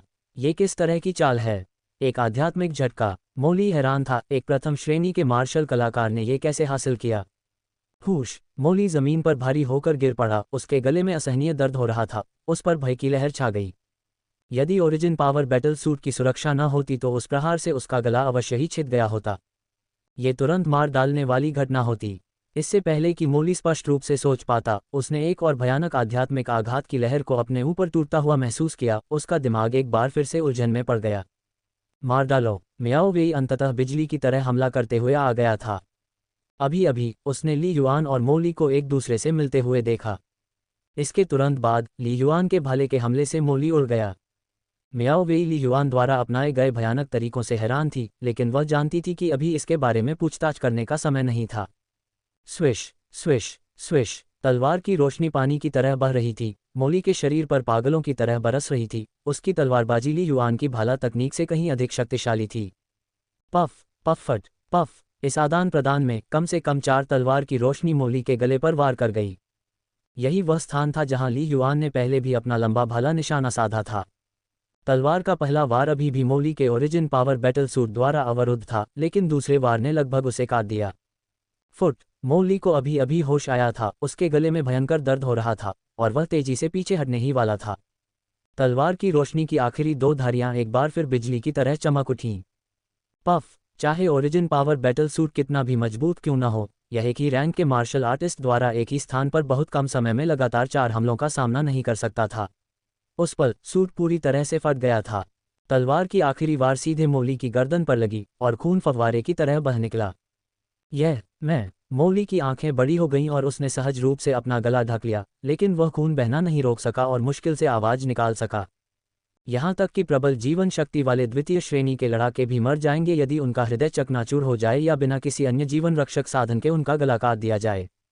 मारना! एक सफल प्रहार करने के बाद मियाओ वेई की तलवार की रोशनी बिजली की तरह चमक उठी, बार बार और लगातार हमला करती रही। उसने मोली को बचने का कोई मौका नहीं दिया। पेंग! तलवार के अंतिम प्रहार से मोली का सिर उड़ गया तथा उसका एक हाथ भी कट गया। त्यानलियांग कबीले के दूसरे दर्जे के लड़ाके मोली की मौत हो गई। वूश! मोली के साथ रास्ता पार करने और मियाओ वेई के लिए अवसर पैदा करने के बाद ली युआन पहले ही बहुत दूर भाग चुका था। ये देखकर कि उसके भाले ने मोली को वास्तव में नुकसान नहीं पहुंचाया था, ली युआन को तुरंत एहसास हुआ कि उसकी अपनी ताकत बहुत कमजोर थी और सामने से लड़ाई में उसकी ताकत बहुत कम थी। केवल आध्यात्मिक आक्रमणों पर निर्भरता मूल शक्ति युद्ध पोशाक पहने उन मध्यवर्ती मूल योद्धाओं को शायद ही पराजित कर सकेगी। ओरिजिन वॉरियर्स के संघर्ष में उन्होंने समर्थन के रूप में कार्य किया। मात्र 2 सेकंड में ली युआन डेल्गाडो और लियू जिंग के करीब पहुंच गया, जो जमकर लड़ रहे थे। दोनों शक्तिशाली लड़ाके अत्यंत क्रूरता के साथ लड़ाकू कृपाणों का प्रयोग कर रहे थे। पूरी ताकत से लियू जिंग ने डेल्गाडो को पूरी तरह से परास्त कर दिया। प्रत्येक टक्कर के परिणामस्वरूप एक भयानक ध्वनि बूम उत्पन्न हुआ, जिससे उनके रास्ते में आने वाली बड़ी चट्टानें टूट गईं और पेड़ गिर गए। लड़ाई बहुत भयंकर थी। हालांकि त्यानलियांग कबीले के सबसे शक्तिशाली योद्धा के रूप में डेल्गाडो के पास असाधारण ताकत भी थी, जो शक्तिशाली लियू जिंग के खिलाफ टिकी रही। अचानक बूम! आध्यात्मिक दबाव की एक भयानक लहर ने हमला किया, जिससे डेल्गाडो का दिमाग घूम गया। उसने आध्यात्मिक एकाग्रता की कुछ गुप्त तकनीकों का अभ्यास किया था और सहज रूप से हमले को रोकने की कोशिश की थी, लेकिन उसके पास कोई मौका नहीं था, जैसे एक छोटा सा बांध बाढ़ वाली नदी को रोकने की कोशिश कर रहा हो। डेल्गाडो की आंखों में भ्रम की स्थिति दिखाई दी और उसके लड़ाकू कृपाण की गति बहुत कम हो गई। मर जाओ! एक चतुर योद्धा के रूप में लियू जिंग हमेशा तैयार रहता था। वार! तलवार की एक चमकदार चमक तेजी से डेल्गाडो की गर्दन के ऊपर से गुजरी और उसका सिर धड़ से अलग हो गया। डेल्गाडो मर गया। लगातार हो रही मुठभेड़ों में लियू जिंग ने डेल्गाडो को कई बार गंभीर रूप से घायल कर दिया था और अवसर का फायदा उठाते हुए उसने घातक प्रहार किया। इसके साथ त्यानलियांग कबीले की अग्रिम पंक्ति के 3 सबसे शक्तिशाली सदस्य मर चुके थे। वूश! जैसे ही मियाओ वेई दौड़कर वहां पहुंची, उसने अपने सामने घटित हो रहे दृश्य को देखा, उसकी आंखें सदमे से भर गईं। वे सभी मारे गए हैं। लियू जिंग मुस्कुराया, उसकी तलवार से अभी भी खून टपक रहा था। चलो पहले उनके शवों की जांच करते हैं। कोई भी मूल्यवान वस्तु एकत्रित करें।